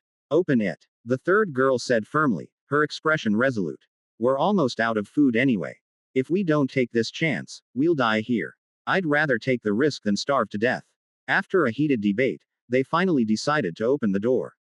The metal screeched as the door cracked open, the sound grating against the eerie silence. The stocky man and the tall man slipped inside immediately, smug grins plastered across their faces. Their eyes swept over the room, scanning the survivors like predators sizing up their prey. Women. The stocky man's eyes lit up, his gaze shamelessly roaming over the three girls. His grin grew even more lecherous. Are you really from the rescue team? One of the girls asked cautiously, her voice tinged with hope. Of course, the stocky man replied with a nod. Oh, thank goodness. The petite girl let out a sigh of relief, her face lighting up with joy. Please, take us out of here. Not so fast, the tall man said, raising a hand to stop her. His lips curled into a sinister smile. We'll save you, sure. But first, you'll have to agree to one condition. What condition? The girl asked, her brow furrowing in confusion. The stocky man licked his lips, his voice dripping with undisguised malice. You've gotta make me feel good first. What did you just say? The girl froze, her face draining of all color. You're not from the rescue team. Another girl finally realized something was wrong, her expression twisting in terror. Hey, smart girl. The stocky man's grin turned savage as he suddenly lunged forward, grabbing the first girl by the throat. With a single motion, he lifted her off the ground like she was nothing more than a rag doll. Her legs kicked frantically in the air, her face turning bright red as she gasped for breath, but no matter how hard she struggled, she couldn't break free. Let her go. The old security guard roared, raising his hunting rifle and pulling the trigger. Bang! The tranquilizer dart shot through the air, but before it could hit its target, the tall man casually reached out and caught it mid-flight. He glanced down at the dart in his hand, then let out a cold chuckle. This little toy, you think this can hurt an awakener? The guard's face turned ashen. Help! Somebody help us! One of the girls screamed, her voice echoing through the empty building. She knew the sound might attract the monsters outside, but at this point, she didn't care. She was desperate. Shut up. The tall man snarled, swinging his arm in a brutal backhand. The girl's body flew across the room like a broken kite, slamming into the wall with a sickening thud. Damn it, you're asking for it. The stocky man growled, tightening his grip on the girl's neck. Her struggles grew weaker as her face turned a frightening shade of purple. The survivors' faces were painted with despair. They hadn't been killed by zombies or monsters, but now they were going to die at the hands of their own kind. And before death, they would endure unimaginable torment. It's the end of the world. Who's gonna save you now? The stocky man sneered, his eyes gleaming with madness. I'm an awakener. This world belongs to me now. As his words echoed through the room, a low, chilling voice suddenly cut through the air. Awakener. Huh, I wonder, do they taste good? C-19, do I look like some kind of devil to you? Huh, a deep, low voice broke the silence, cutting through the still air like a blade. Everyone in the room instinctively turned their heads toward the source. At the doorway stood a young man. His face was strikingly handsome, his expression calm and detached, as if the chaos that had just unfolded had absolutely nothing to do with him. His arrival was so sudden, so unannounced, it was as if he had materialized out of thin air. Wait, what? There's another guy here. The short, stocky man frowned, his tone laced with irritation and confusion.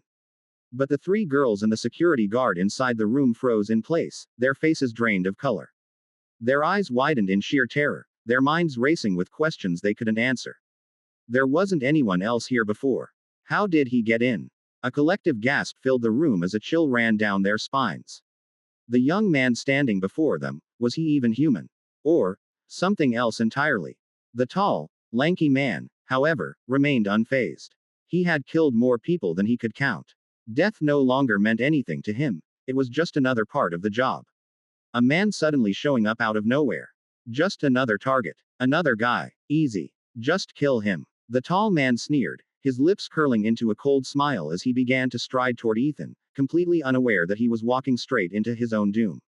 Kid, you're dressed pretty clean for someone about to die. His grin widened, a glint of cruelty flashing in his eyes. Say goodbye. Before the words had fully left his mouth, he lunged forward, throwing a punch aimed directly at Ethan's jaw. This wasn't just any punch. It carried the full force of his awakener abilities, enough to shatter the bones of any ordinary person with ease. But Ethan didn't move. He didn't flinch. He didn't even blink. He stood there, perfectly still, his eyes glinting with an eerie red light. And then, something impossible happened. The tall man's fist passed straight through Ethan's body. Wah! What the hell? The man froze, his mocking grin vanishing in an instant, replaced by a look of utter disbelief. He stared down at his own hand, which had clearly connected with its target, yet it felt like he had punched nothing but air. Ethan's body seemed intangible. It was right there in front of him, but completely untouchable, as if it wasn't even real. What kind of monster is this? A wave of unease surged through the tall man's chest. Sweat began to bead on his forehead, and for the first time, fear flickered in his eyes. The others in the room were just as stunned. They stared at Ethan, their faces pale, their minds struggling to process what they had just witnessed. This man, this thing, was definitely not normal. Before the tall man could recover, Ethan moved. His hand rose with a deliberate, almost lazy motion, and in his palm, a dagger appeared out of thin air, its blade gleaming with a cold, deadly light. The movement was swift, precise, and merciless. The dagger plunged straight into the tall man's chest. But the most horrifying part wasn't the strike itself, it was what happened next. No blood spilled from the wound. Not a single drop. The tall man's expression froze, his pupils dilating as his body stiffened. He staggered backward, his mouth opening as if to speak, but no sound came out. A moment later, he collapsed to the floor, lifeless. Ethan calmly withdrew the dagger, his movements unhurried, almost methodical. He glanced down at the corpse, a faint smile tugging at the corner of his lips, as if admiring a piece of art he had just completed. This was one of the abilities of his domain of the dead. The dagger hadn't just pierced the man's chest, it had ripped out his very heart. Ethan twirled the blade in his hand with practiced ease, the weapon glinting as it spun. Then, without hesitation, he crouched down, plunging the dagger back into the man's chest. With surgical precision, he carved out the still warm heart. The heart was fresh, vibrant, and still faintly pulsing. Steam rose from its surface, and droplets of blood slid down the blade, hitting the floor with soft, rhythmic splashes. Gee ghost. He's a ghost. The remaining people in the room finally broke. Their composure shattered, and they descended into panic. Their bodies trembled uncontrollably, their faces ashen. Even the short, stocky man, who had been so cocky and arrogant just moments ago, was now shaking like a leaf, his legs threatening to give out beneath him. Ethan, however, paid no attention to their terror. He studied the heart in his hand with a critical eye, his brow furrowing slightly, as if disappointed by what he saw. The blood of an awakener. Not exactly pure, Ethan muttered to himself, his tone laced with disdain. And their energy. Nothing special either. With a casual flick of his wrist, he tossed the heart aside like it was a piece of worthless trash. But then, his gaze shifted to the corpse's head, and a flicker of excitement lit up his eyes. Didn't the authorities say that an awakener's power comes from the neurocore in their skull? He crouched down, gripping his dagger tightly. Without hesitation, he drove the blade into the corpse's forehead, slicing through the skull with practiced precision. With a faint pop, a small, round mass emerged from the opened skull. The object was no larger than a thumb, smooth to the touch, and faintly fragrant. Ethan plucked it out, bringing it to his nose for a sniff. A satisfied glint flashed in his eyes. Now this is something. At nobleman at. Without a second thought, he placed the neurocore into his mouth and bit down gently. The taste was unexpectedly exquisite, sweet and juicy, like the first bite of a perfectly ripe cherry. At the same time, a warm surge of energy flowed from the neurocore, spreading rapidly through his body. The sensation was indescribably pleasant, like a wave of pure comfort washing over him. Shame. Ethan clicked his tongue, a hint of regret in his voice. One neurocore just isn't enough. He licked his lips, savoring the lingering taste, his expression betraying a hunger that hadn't been fully satisfied. Slowly, his gaze shifted to the short, stocky man in the corner. The man froze, his entire body trembling as if he'd just been locked in the sights of a predator. His chubby face quivered uncontrollably, and his eyes were wide with terror. His legs buckled beneath him, barely able to hold him upright, but the primal instinct to survive kicked in. Letting out a panicked scream, he turned and bolted for the door. No, don't kill me. Please, don't kill me. He stumbled and scrambled, practically crawling toward the exit in his desperation. His hands fumbled clumsily at the doorknob, shaking so badly he could barely grip it. But just as his fingers brushed the handle, a sharp whoosh cut through the air behind him. Ethan's figure appeared like a phantom, his movements impossibly fast. His long, slender fingers pierced the back of the man's skull with the precision of a blade. Squelch. The man's body went rigid, his eyes bulging wide as his mouth opened in a silent scream. He twitched violently for a moment before collapsing to the ground like a lifeless heap of flesh. Ethan withdrew his hand slowly, now holding another faintly glowing neurocore in his palm. What a hassle, he muttered under his breath, kicking the man's corpse aside as if it were nothing more than a discarded object. He popped the neurocore into his mouth, chewing thoughtfully. A faint smile spread across his face. Not bad. In just a few minutes, Ethan had effortlessly dispatched 2 awakeners. His movements were swift, efficient, and utterly devoid of unnecessary emotion. The remaining survivors in the room were paralyzed with fear. Huddled together in a corner, they trembled violently, their faces pale and their eyes filled with despair. Please, don't kill us. We didn't do anything. Please, just let us go. Please. One of them broke into sobs, their voice shaking uncontrollably. None of them even dared to run. They pressed themselves against the cold wall, as if trying to melt into it and disappear. Ethan's cold gaze swept over them, devoid of pity or compassion. He began to walk toward them, his footsteps slow and deliberate. The survivors flinched with every step, retreating further until their backs were pressed firmly against the wall, leaving them nowhere to go. Ethan murmured, as if deep in thought. After a few seconds, he gave a small nod, his tone calm and matter of fact. I won't kill you. Really? The group froze, their expressions a mix of disbelief and cautious hope. They exchanged uncertain glances, unable to comprehend why this man, this monster, would suddenly spare them. Ethan's lips curled into a faint smile, one that didn't quite reach his eyes. What? Do I look like some kind of devil to you? The room fell silent. No one dared to answer. The survivors opened their mouths, but no words came out. Their expressions were stiff, clearly filled with doubt about Ethan's words. Just then, a low, ominous wind howled outside the building, carrying with it a foul, metallic stench that filled the air. A woo. A piercing wolf howl shattered the silence of the night, filled with rage and bloodlust. The sound was so sharp it made their eardrums ache. The old security guard's face turned ashen. His body began to tremble violently, and his voice came out hoarse and desperate. Damn it. We were too loud. We've drawn that thing here. Thing. Ethan raised an eyebrow, turning his head toward the door. Through the gaps in the steel bars blocking the entrance, he saw a pair of crimson eyes glaring into the room. The eyes were as large as light bulbs, glowing with a bloodthirsty intensity that radiated suffocating pressure. It's here, that mutated beast. A girl whimpered, her voice trembling as tears welled up in her eyes. It ate all the animals in the zoo, and now it's coming for us. Boom. Before she could finish, the walls of the room shook violently, sending dust cascading from the ceiling. Bang. Bang. The sound of heavy impacts followed, each one louder than the last. The steel bars blocking the entrance began to bend and warp, screeching as the metal twisted under immense force. Crash. Finally, the wall gave way, crumbling into rubble as a massive hole was torn open. A monstrous beast pushed its way through the opening, a 2-headed giant wolf. The creature stood over 7 feet tall, its hulking frame larger than a yak.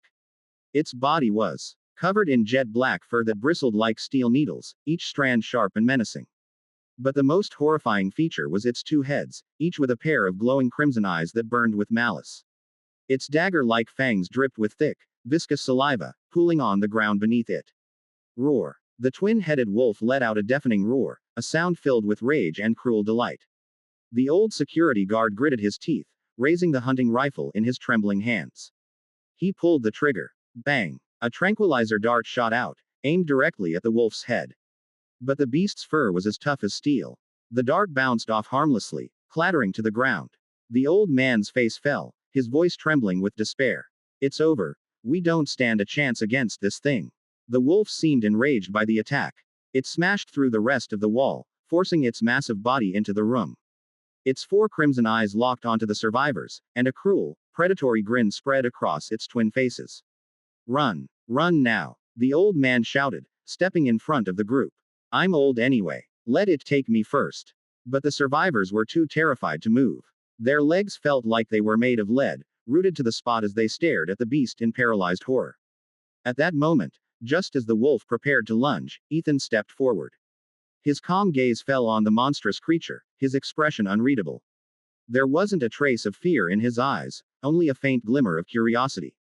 I wonder, he murmured, tilting his head slightly. What does wolf meat taste like? Huh. The survivors froze, their faces blank with disbelief. Did he just talk about eating it? The twin-headed wolf growled low, both heads lowering as it focused on Ethan. Its massive body loomed over him like a mountain, exuding an overwhelming sense of danger. But Ethan didn't flinch. He stood there, calm and composed, as if the beast before him was nothing more than a stray dog. Domain of the dead, activate. His voice was soft, almost a whisper, but the moment the words left his lips, his eyes flared with a brilliant crimson light. In the next instant, a blood-red aura erupted from beneath his feet, spreading outward like a tide. The entire room was engulfed in the eerie, oppressive glow of his domain. C20 This is getting interesting. The domain of the dead spread like a tidal wave, engulfing the two-headed giant wolf in its oppressive grasp. The air grew thick with an overwhelming pressure, suffocating and heavy, as if the entire space was being twisted by an invisible force. The wolf's massive body trembled violently, and a flicker of fear flashed through its four crimson eyes. Its enormous frame seemed pinned down by an unseen hand. Its limbs buckled, and with a heavy thud, it collapsed to its knees, letting out a low, pitiful whimper. Whine! Whine! The once arrogant two-headed wolf now resembled a scolded dog, cowering on the ground, trembling uncontrollably. Its gaze, once fierce and menacing, was now filled with terror. It seemed as though if Ethan so much as glanced at it again, its very existence would be crushed into nothingness. The scene before them was so shocking that it left everyone speechless. This is insane, one of the survivors muttered, their eyes wide with disbelief. None of them could process what they were seeing. At Nobleman at. They had thought this disaster was hopeless, that there was no way out.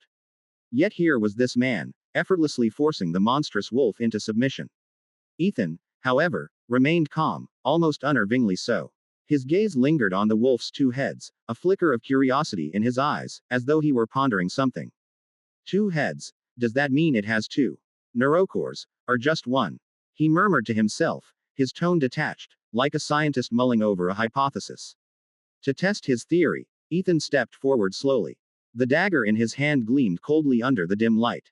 Without hesitation, he drove the blade into one of the wolf's heads. His movements were precise and efficient, as if he were performing a routine task. Blood gushed out in a crimson spray, but Ethan didn't falter.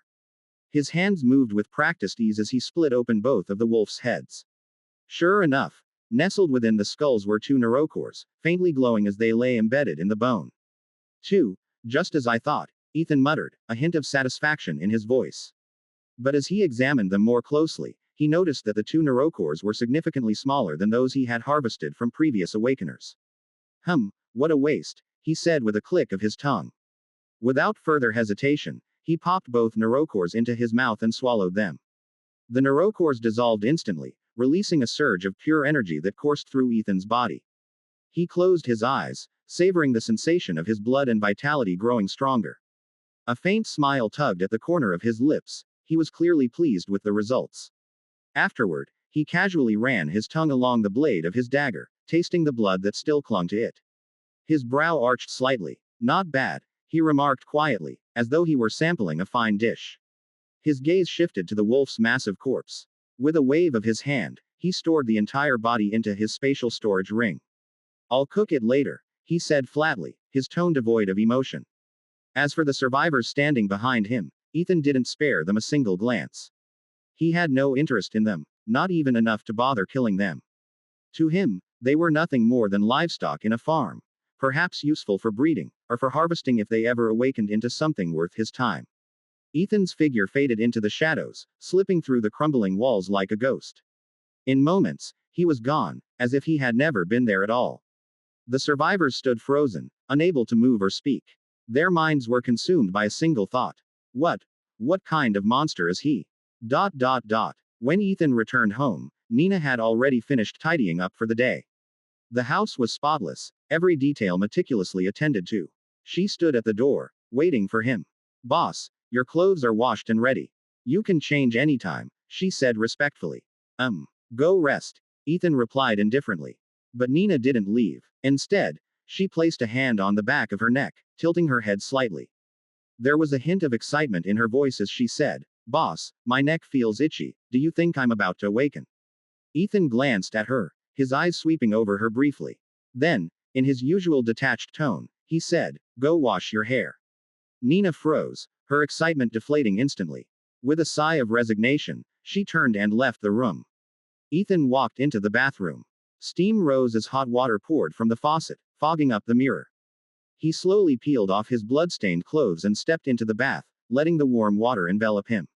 Closing his eyes, he allowed the heat to seep into his muscles, washing away the grime and tension of the day. For a moment, amidst the bloodshed and chaos that defined his life, there was a rare, fleeting sense of peace. After his bath, Ethan changed into the freshly laundered clothes Nina had prepared for him. A pristine white scarf was casually draped around his neck, giving him a clean, sharp appearance, almost elegant. He walked over to the dining table and retrieved the freshly hunted two-headed wolf from his spatial storage ring. With practiced precision, he sliced off a piece of meat and placed it onto a grill pan. The aroma of charcoal filled the air as the wolf meat sizzled, its surface gradually turning golden brown, releasing a mouthwatering scent. Ethan picked up a knife and fork, cutting off a piece of the roasted meat and placing it into his mouth. He chewed slowly, savoring the texture. The meat was firm, with a hint of wild gaminess, and tasted even better than he had expected. As he ate, he turned on the television. The screen flickered to life, displaying an emergency broadcast from the survivors. Warning: we've discovered a new type of monster. It's not just animals mutating anymore, some are even merging with zombies. This footage was just captured by a drone. Take a look. Ethan glanced up, his attention drawn to the screen. The footage showed a massive python coiled atop an abandoned building. Its body was as thick as an oak barrel, and its scales gleamed coldly under the sunlight. But the most horrifying part was its head. It wasn't a snake's head at all. Instead, it was the rotting, grotesque head of a zombie. Its hollow, lifeless eyes stared into the void, and putrid saliva dripped from its gaping mouth as it let out a low, guttural growl. Looks like it's absorbed too many zombies, causing a genetic fusion, Ethan murmured to himself, his tone calm and detached. The broadcast continued, showing more of these hybrid monsters. One was a spider with a human face, its body the size of a car. Its 8 hairy legs moved slowly across the ground, and it spun webs stronger than steel, effortlessly lifting an abandoned truck into the air.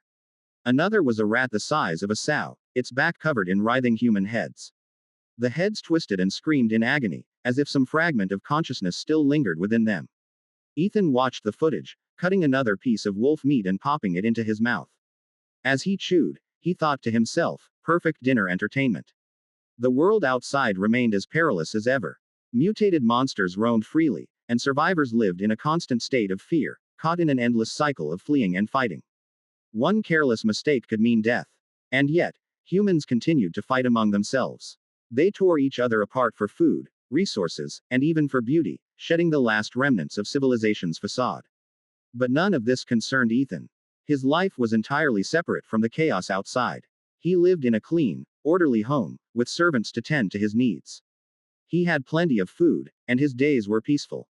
The outside world was a hellscape, but his world was a sanctuary. Moreover, his territory was guarded by 3 loyal subordinates, each commanding hundreds of followers. Neither human awakeners nor mutated monsters dared to approach his domain lightly. And so, Ethan's days passed uneventfully. Over the next 10 days, he hunted and killed countless mutated creatures, consuming over 100 tons of flesh and blood. His strength grew exponentially, and the range of his domain of the dead doubled, now extending over 60 feet. Its oppressive aura became even more potent and enduring. However, in recent days, Ethan had noticed helicopters frequently flying past his window. Human activity seemed to be increasing. Through the intelligence he had gathered, he learned that the number of human awakeners was rising rapidly, leading to more frequent rescue operations. In Los Angeles, the official survivor shelter had grown to house over 50,000 people, with 7,000 of them being awakeners. The shelter had even published a list of the top 100 awakeners, ranked from number 001 to number 100 based on their strength. Although the rankings were based on data analysis rather than actual combat, they still attracted widespread attention. In addition, the shelter broadcast daily updates on rescue missions to prevent survivors from mistaking the teams for threats, or falling victim to imposters with malicious intent. That day, Ethan was lounging on his sofa, casually watching television. Most networks had collapsed, leaving only a handful of broadcasts from the shelter's radar signals. Today's rescue mission update. We've dispatched 2 awakeners, Mia Taylor and Sean Carter, to University City. Survivors in the area, please prepare for evacuation. Ethan hadn't been paying much attention, but when he heard those 2 names, he froze. He set down the wine glass in his hand and turned his gaze to the screen, studying the 2 photos that appeared. The first was of a young woman. She had straight brown hair with blunt bangs, her pale skin almost translucent. Her light blue eyes were round and vacant, devoid of any emotion. Her features were so delicate they seemed sculpted, her beauty almost unreal, like a lifeless porcelain doll. The second photo was of a man. His skin was a healthy deep brown, his cheeks gaunt, and his hair naturally curly. But the most striking feature was his eyes. One stared straight ahead, while the other wandered off to the side, giving him an oddly intellectual appearance. The contrast between the 2 photos was jarring. Yet Ethan recognized both of them instantly. His gaze drifted to an old photograph hanging on the wall, a picture taken during his childhood at the orphanage. It captured nearly all of his childhood memories. And there, in the photo, were the 2 people now on the screen. Mia Taylor. Ethan remembered her vividly. As children, they had often played together. But one day, the orphanage director claimed Mia had a mental illness and sent her to a psychiatric hospital. Ethan never saw her again. And Sean Carter. Ethan had memories of him too. Sean had been born with a congenital defect, leaving him mentally impaired. One of his eyes always seemed to be on patrol, as the kids joked. His parents had abandoned him at the orphanage. Ethan even recalled a particularly infamous incident. When Sean was 12, he had a pet hamster. When the hamster got sick, Sean fed it rat poison, thinking it would help. Staring at the photos on the screen, Ethan's mind drifted back to the orphanage 10 years ago. Those childhood friends had long since scattered to the winds. He never expected to see them again, let alone like this. A mental patient and a dimwit, and they're supposed to be rescuing people. Ethan muttered, a faint, amused smile curling his lips. This is getting interesting. C21. You don't feel pain, do you? Mia was, without a doubt, mentally ill. Back when she was in the psychiatric hospital, she had shown a strong tendency toward self-harm. But when the apocalypse hit, she became one of the first awakeners. In the shelter, she quickly rose to the top of the rankings, earning the title of the strongest. Her awakened ability was called deadly pain. The more pain her body endured, the stronger she became, with virtually no upper limit. Sean, on the other hand, ranked second. His ability was fearless berserk. The lower a person's intelligence, the less fear they feel. Sean's ability took this to the extreme. When he entered his berserk state, his IQ dropped to 0, but his strength skyrocketed to terrifying levels.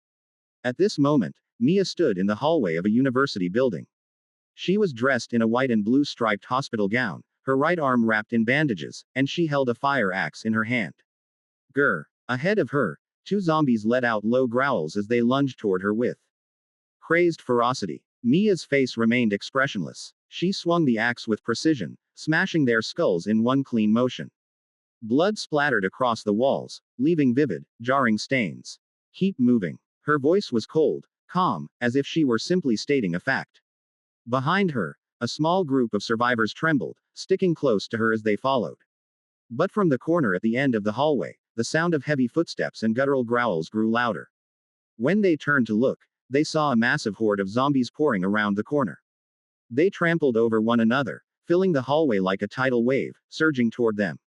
Oh my god. There are so many of them. At Nobleman at. Run. The survivors panicked, sprinting after Mia as fast as they could. But no matter how hard they tried, ordinary humans couldn't outrun zombies. The gap between them was closing fast. Luckily, the stairwell wasn't far ahead.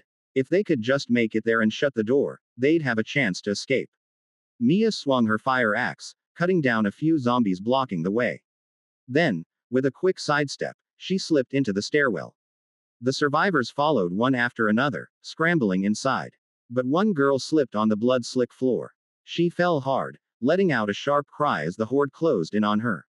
Ah! She screamed, frozen in terror as the zombies surged closer. Mia glanced back. Seeing the girl about to be swallowed by the wave of undead, she didn't hesitate. She reached out and slammed the stairwell door shut. Ha! Ha! Ha! Inside the stairwell, the only sounds were the survivors' ragged breathing. But one of the guys stared at Mia in shock, his face twisting with anger. Why? Why didn't you save Rachel? You just left her out there to die. She couldn't be saved. Mia's tone was flat, as if she were stating the obvious. The guy wasn't ready to give up. Rachel was our classmate. She was a good person. We can't just abandon people like that. Oh, Mia nodded slightly, then turned and opened the door. Before anyone could react, she grabbed the guy by the arm and shoved him outside without a second thought. Bang! The door slammed shut again. In the apocalypse, people who played the hero always died first. Anyone else want to go save her? Mia's icy gaze swept over the group, her voice as cold as steel. The remaining survivors shrank back, trembling. No one dared to speak. They just shook their heads furiously, too scared to even breathe loudly. They finally understood. This woman was not someone to mess with. The helicopter's on the roof. Let's go. With that, Mia turned and started climbing the stairs. The stairwell fell silent, the air thick with the metallic tang of blood. A few zombie corpses lay scattered on the ground, already dealt with. The blood had dried, leaving dark stains on the floor. Someone's already cleared out the zombies here. Mia glanced around, her tone calm. The survivors exchanged nervous looks, a faint glimmer of hope sparking in their eyes. There might be another awakener in the building, someone whispered, their voice tinged with cautious optimism. If they could rescue another awakener, the shelter would reward them handsomely, 2 cans of meat. In the apocalypse, that was a prize worth risking everything for. Just as they were about to reach the rooftop, a figure appeared at the stairwell exit. It was a young man. He stood in the doorway, holding a blood-stained utility knife, his cold eyes fixed on them. Did you kill these zombies? Mia looked up, her tone calm and indifferent. I did. The young man nodded, his voice carrying a hint of pride. He was a student too, but it was clear he had already awakened some kind of ability. Good. Mia nodded again, her tone so composed it sounded like she was complimenting something as mundane as a well-done chore. Come with us to the shelter. But the young man shook his head, a flicker of madness flashing in his eyes. Go to the shelter. Why would I do that? A place like that, where you're under someone else's control. Out here, it's so much better. Free, unrestrained. He paused, a twisted smile curling at the corners of his mouth. How about this instead? You all stay here and keep me company. Eric, are you insane? A girl in the group gasped, clearly recognizing him. Some people's personalities changed drastically after awakening their abilities, and Eric was clearly one of them. Insane. Eric let out a cold laugh, his expression turning sinister. He flipped the utility knife in his hand, his body moving in a blur as he lunged straight at the girl. The blade sliced through the air, aiming directly for her chest. Thud. The knife pierced flesh, but it wasn't the girl's body. Mia's arm had intercepted the blade, the tip sinking deep into her forearm. Blood trickled down the blade, staining the bandages wrapped around her arm a vivid crimson. The red looked like a blooming flower, striking and grotesque. Eric froze, his gaze locking onto Mia's face. To his shock, her expression hadn't changed at all, as if she didn't feel any pain. You don't feel pain, do you? He asked in a low voice, unease creeping into his tone. At that moment, the bandages on Mia's arm began to unravel, revealing her skin beneath. It was a horrifying sight. Her arm was covered in scars, some fully healed, others still raw and scabbed over. These were the marks of self-inflicted wounds, remnants of her past. Pain. Isn't it beautiful? Mia's lips curled into a faint smile, her eyes glinting with something dark and unsettling. Her ability, deadly pain, had fully awakened. Her power surged in an instant. She raised her left hand and gently pushed Eric's chin upward. Crack. A sharp sound echoed as Eric's neck snapped. His body crumpled to the ground like a puppet with its strings cut. Mia glanced down at him, muttering softly, there go 2 cans of meat. ... When Mia led the survivors to the rooftop, a helicopter was parked not far away. A lean figure stood beside it, his back to them, holding onto a zombie by its collar. Breaker. This is Tango 2, do you copy? Over. Sean called into his radio, still gripping the zombie. What are you doing? Mia walked up, frowning. Sean turned around, his signature, brilliant, look in his eyes. Oh, I've already finished rescuing people. Just wanted to check if you ran into any trouble. Mia glanced at the zombie in his hand and said coldly, is that what you call rescuing people? Sean looked down at the zombie, blinking in confusion. Huh, it was a person just a moment ago. When did it turn? My bad. Without missing a beat, he raised his fist and slammed it into the zombie's face. Boom. The zombie's head exploded, the remains rolling off the rooftop. Meanwhile, Ethan was lounging at home, casually watching TV. He hadn't expected to see the names of his childhood friends on the rescue team roster. Curious, he grabbed his phone and logged into the shelter's official website to dig up more information about them. Sure enough, on the rescue team's personnel list, he found their photos again. Under Mia's photo, the caption read, I'm a gentle girl, afraid of pain. And under Sean's photo, it said, I'm a handsome guy, brave and brilliant. C22 these zombies, something's not right. These two people. Ethan stared at the screen, the corners of his mouth curling into a faint smirk. If it weren't for Sean's profile tagline, brave and brilliant, he might have actually believed it.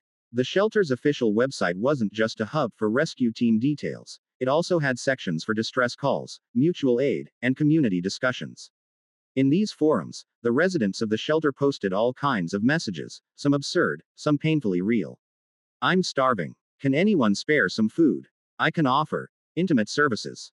I'm a professional model. Damn, I'd help you if I could, but I don't have anything either. I'm so hungry I can. Produce some milk for you to drink. Hey, is that even real milk? Haha. Yesterday I dug a foundation and got rewarded with a quarter pack of instant noodles. Way too much for me to finish. Didn't even bother adding water to the soup, just downed it in one gulp. Wasteful, right? From these posts, it was clear. The shelter was critically short on supplies, but its population was its most valuable resource. That's why rescue operations never stopped. As Ethan casually browsed, his attention was drawn to a research report that had been shared countless times. The bold title read, Genesis Biotech Research Report. The report detailed a shocking discovery.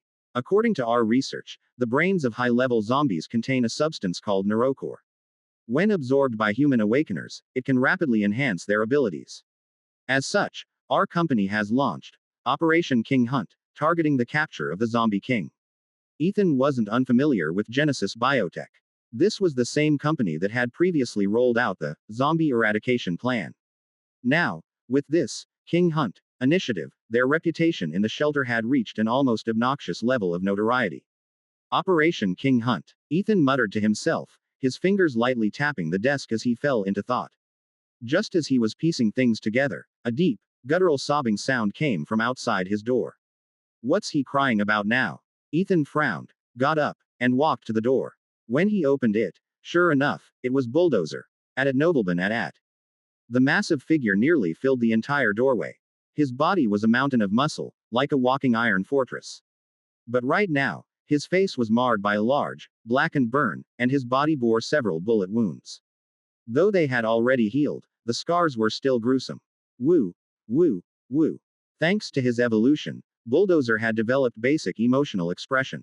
At this moment, he was crying like a 500-pound child, his deep, mournful sobs carrying a simple message. The humans bullied me. Leaning against the doorframe with his arms crossed, Ethan asked calmly, what happened? Woo, woo. Bulldozer sobbed and gestured wildly, like a kid tattling to a parent. Unfortunately, his intelligence wasn't advanced enough to clearly explain what had happened. Just then, the PhD zombie stepped out from behind him. Master, it's the humans. They've taken over the prison and are trying to hunt us. Among them is an awakener who's formed a crystal core and can control fire.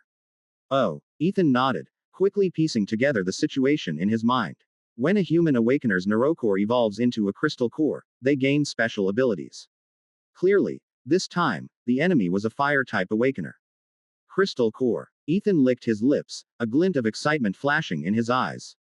He had already tasted the power of neurocore. A crystal core would undoubtedly be even more delicious.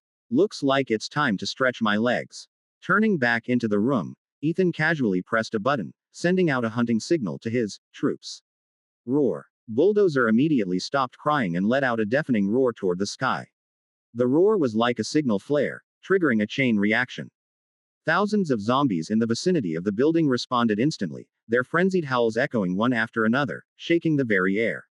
Ethan stepped out onto the ruined street, flanked by three of his most trusted subordinates: Bulldozer, Laura, and the PhD zombie.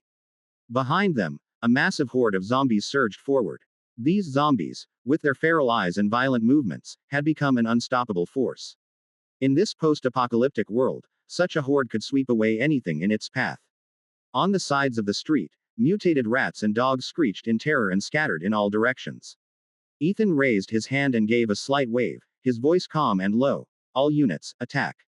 Roar. At his command, the horde of undead let out an earth-shaking roar and surged forward like a raging flood, rushing straight toward the prison. The prison stood like a lone fortress, surrounded by high walls and watchtowers. Over 100 guards were stationed along the perimeter, armed to the teeth and clad in matching tactical gear. They were the elite forces of Genesis Biotech, highly trained, disciplined, and efficient. The towering walls and fortified defenses were more than enough to keep ordinary zombies at bay, so the guards were relatively relaxed. Inside one of the spacious rooms in the prison, however, the atmosphere was entirely different. Soft lighting illuminated a luxurious sofa, where a young man sat at the center. His name was Alex, a fire element awakener. He lounged lazily on the sofa, his legs propped up on the coffee table, a smug grin playing on his lips. In front of him, two women with graceful figures were tending to him with careful precision. Their movements were practiced, but their eyes betrayed a dull, submissive emptiness. For Alex, this was just another day. In the apocalypse, getting women wasn't hard. 2 loaves of bread were often enough to make them willingly submit. Man, this is the life, Alex sighed, closing his eyes, his voice dripping with satisfaction. Before the apocalypse, he'd been just another office worker, living a dull, monotonous life day after day. But now, everything had changed. After awakening his powers, he was recruited by Genesis Biotech and given a life of luxury. Good food, good drinks, and even the women he once thought were out of his league were now his playthings. Talk about a rags to riches story, huh? Alex thought to himself, his grin widening. He had managed to condense a rare crystal core, making him one of the strongest in the human faction during the apocalypse. Hunting high-level zombies, absorbing neurocores, his power kept growing. Sometimes, he felt like the protagonist of one of those post-apocalyptic novels, destined to carve out his legend in this wasteland. But just as he was basking in his fantasies, the door burst open. A guard rushed in, his face tense with urgency. Alex, our drones just spotted a zombie horde heading straight for us. A horde. Alex opened his eyes, raising an eyebrow. Instead of panic, a flicker of excitement crossed his face. If there's a horde, that means there's a zombie king leading them. He stood up, a cold smile tugging at his lips. This could be a golden opportunity. Hunting a zombie king meant obtaining a neurocore, or even a crystal core, his shortcut to further evolution. He waved his hand, signaling the guard to lead the way. Let's go check it out. Minutes later, Alex stood atop one of the prison's watchtowers, gazing out at the distant streets. A massive, dark wave of zombies was surging toward them, like a relentless tide. The undead sprinted forward, their guttural roars blending into a deafening cacophony. Not bad. They've got some presence, Alex muttered with a cold smirk. He wasn't afraid. To him, these zombies were just walking loot. Once they're in range, open fire, he ordered, his voice brimming with confidence. Yes, sir. The guard beside him responded immediately. As the horde drew closer, the prison's defenses roared to life. Machine guns mounted on the walls spat out streams of bullets, creating a storm of metal that tore through the undead ranks. Zombies fell in droves, their bodies shredded by the relentless gunfire. Blood and flesh splattered everywhere. But these weren't ordinary zombies. Ethan's troops had long since evolved. Their bodies were unnaturally tough, and their regenerative abilities were astounding. Even after being riddled with bullets, many of them got back up and continued their charge. The horde soon reached the walls and began forming a zombie ladder. The undead climbed over each other in a frenzy, piling up to scale the defenses. Ha ha ha. A sinister laugh suddenly echoed through the chaos. From within the horde, a figure leapt into the air, Laura. Her movements were swift and precise, her silhouette cutting through the night like a shadow. With an incredible leap, She stepped on the shoulder of a zombie and vaulted onto the wall. Her hands morphed into razor-sharp claws, and with a single swipe, she disemboweled a guard. Blood sprayed everywhere as the man collapsed in a heap. At the same time, another figure made his move, bulldozer. The hulking zombie grabbed a massive boulder, spinning it like a discus before hurling it with terrifying force toward one of the watchtowers. Boom! The boulder smashed into the tower, reducing it to rubble. The guards inside screamed as they plummeted to their deaths. These zombies. Something's not right. Alex muttered, his expression darkening. It finally dawned on him that this wasn't just a mindless horde. These zombies were organized, evolved, and far more dangerous than he'd anticipated. Suddenly, a crossbow bolt whistled through the air, striking a guard beside him square in the head. The man's body crumpled to the ground, blood pooling beneath him. What the hell? Alex's eyes widened in shock, his heart sinking. C-23 Revenge. These weren't your typical zombies. They were a highly evolved breed, strong, intelligent, and terrifyingly coordinated. Alex stood atop the high wall, his eyes locked on the horde below. A sense of unease gnawed at him. Down below, Bulldozer was rampaging like a wild beast, tearing through everything in his path. Flesh and blood flew everywhere as he plowed forward. His strength was terrifying. Every punch sent guards flying, weapons and all. Alex recognized the monster immediately. A few days ago, he'd faced Bulldozer in battle and barely managed to drive him off. Clearly, this time, Bulldozer was back for revenge. These things, they can hold grudges. Alex muttered under his breath, his brow furrowed as unease turned into dread.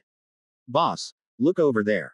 One of the guards suddenly shouted, his voice tinged with disbelief. Alex followed the guard's gaze, and froze. In the middle of the zombie horde stood a young man. He was wearing a spotless white shirt, so clean it seemed out of place in this apocalyptic wasteland. His expression was cold, his eyes empty, as if the chaos and carnage around him had nothing to do with him. Is he human, or a vampire? Alex murmured to himself, his voice filled with confusion and wariness. In a world like this, where even humans struggled to stay clean, the sight of this pristine figure was deeply unsettling. Quick, aim at him and open fire. Alex barked, his voice sharp with urgency. The guards immediately turned their guns on the young man. Machine guns roared, spitting bullets like a torrential downpour. But then, something impossible happened. The bullets passed straight through the young man's body, as if he were nothing but a mirage. The rounds hit the ground behind him, kicking up clouds of dust. What the hell? Alex's eyes widened in shock, his heart sinking like a stone. He had never seen anything like this before. Meanwhile, the defenses on the wall were crumbling. The zombies were overwhelming the guards, and their gunfire was growing weaker by the second. At the base of the wall, the zombies were piling up, forming a grotesque, human ladder. One by one, they climbed over each other, clawing their way to the top. Their faces were twisted with rage, their guttural screeches piercing the air. The moment they saw a human, they lunged, feral and merciless. Raargh. One zombie pounced on a guard, pinning him to the ground. Its jagged teeth tore into his throat in an instant. Blood sprayed everywhere, painting the ground red. The other guards, seeing this, panicked and scattered, their fear overtaking any sense of order. Fall back. Get to the safe house. Alex shouted, his voice laced with urgency. The guards, already terrified out of their minds, didn't need to be told twice. They turned and ran, firing blindly over their shoulders in a desperate attempt to slow the zombies down. But Laura was too fast. Her claws were already dripping with blood, and a twisted smile spread across her face. She looked like she was savoring the carnage, reveling in the hunt. Seeing the humans retreat only seemed to excite her more. Her predatory instincts kicked into overdrive. She moved like a shadow, darting through the night with inhuman speed. In the blink of an eye, she caught up to a group of fleeing guards.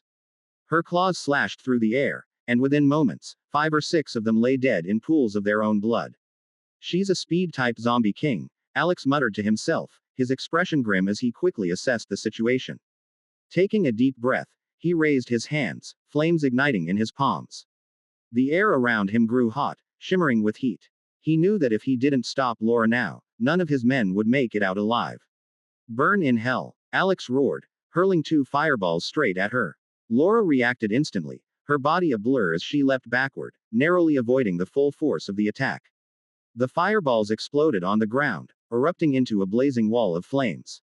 The fire created a temporary barrier, giving the guards enough time to retreat into the buildings behind them. Alex stood behind the wall of fire, his eyes scanning the horde below. But the unease in his chest only grew stronger. His gaze returned to the young man in the white shirt, Ethan. He was still standing in the same spot, his expression as cold and detached as ever, as if none of this chaos concerned him. But Alex knew better. Deep down, he could feel it. This man wasn't just part of the attack, he was the one orchestrating it all. HSS's. Alex sucked in a sharp breath, his chest tightening with dread.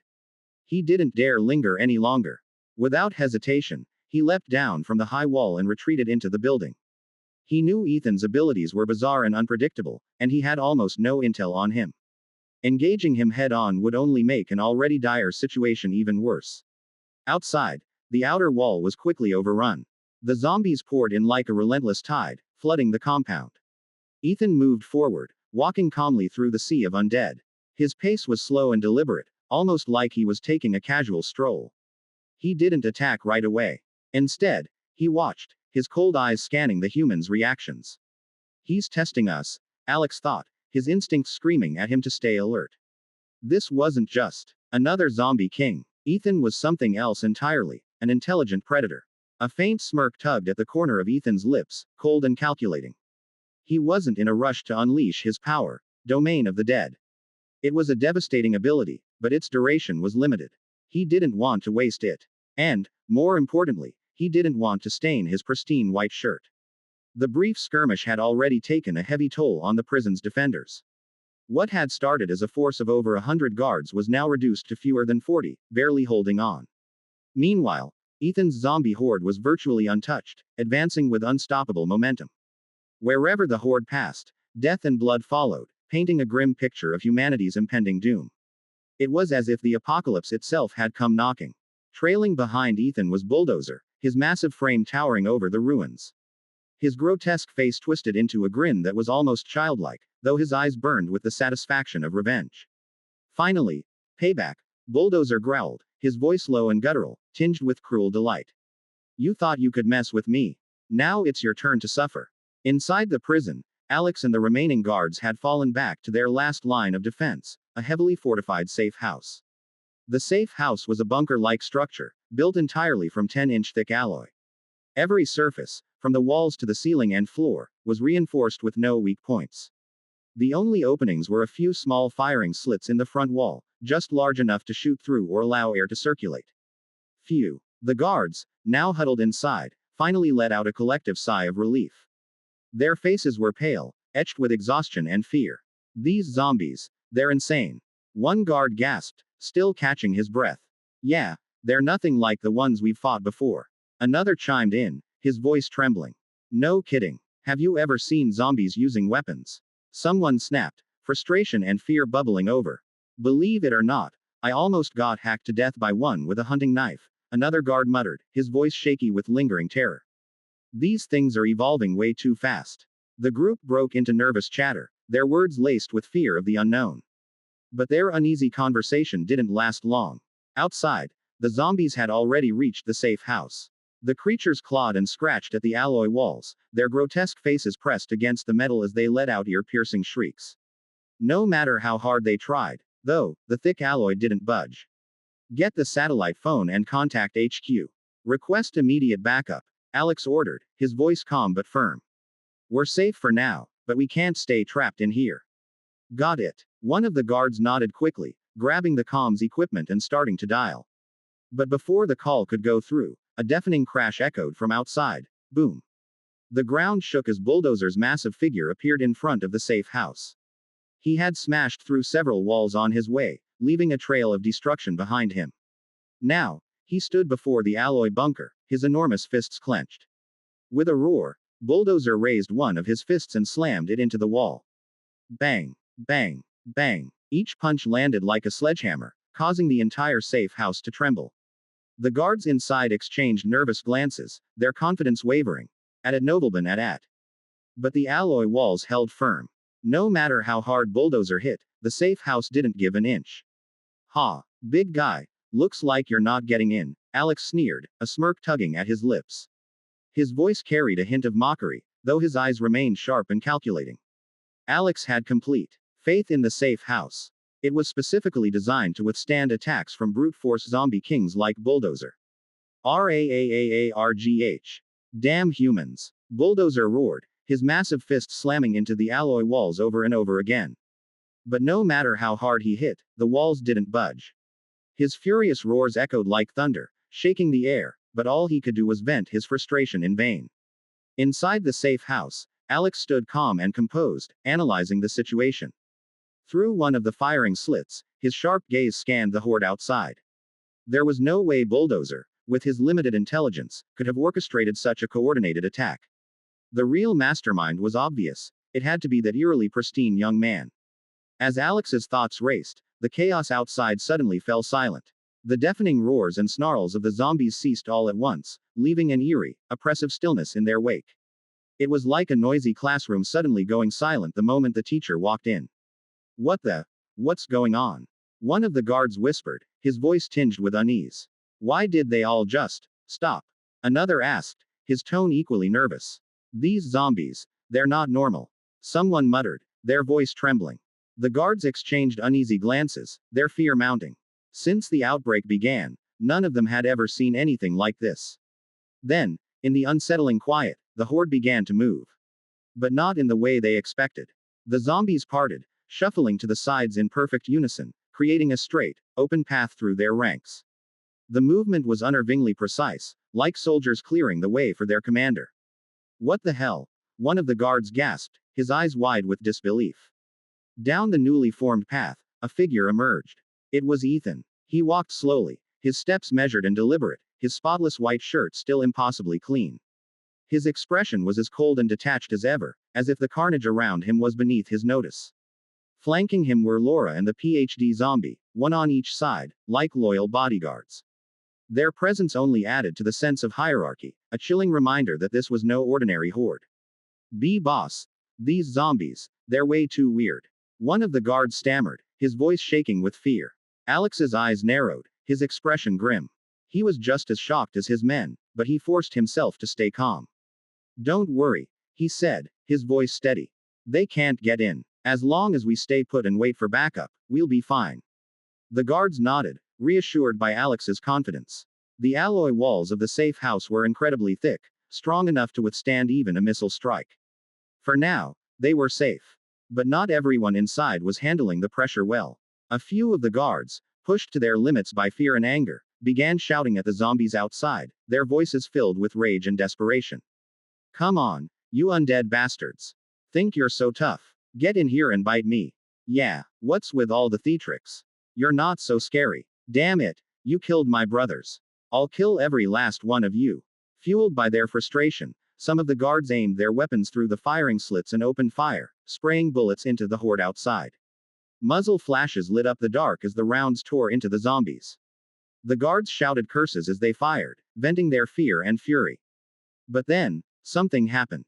Ethan's figure vanished. C24, a warm slice of chocolate cake.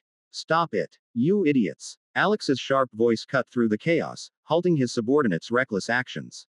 He knew firing at the horde of zombies outside was pointless, a waste of precious ammunition. But what unsettled him even more was this.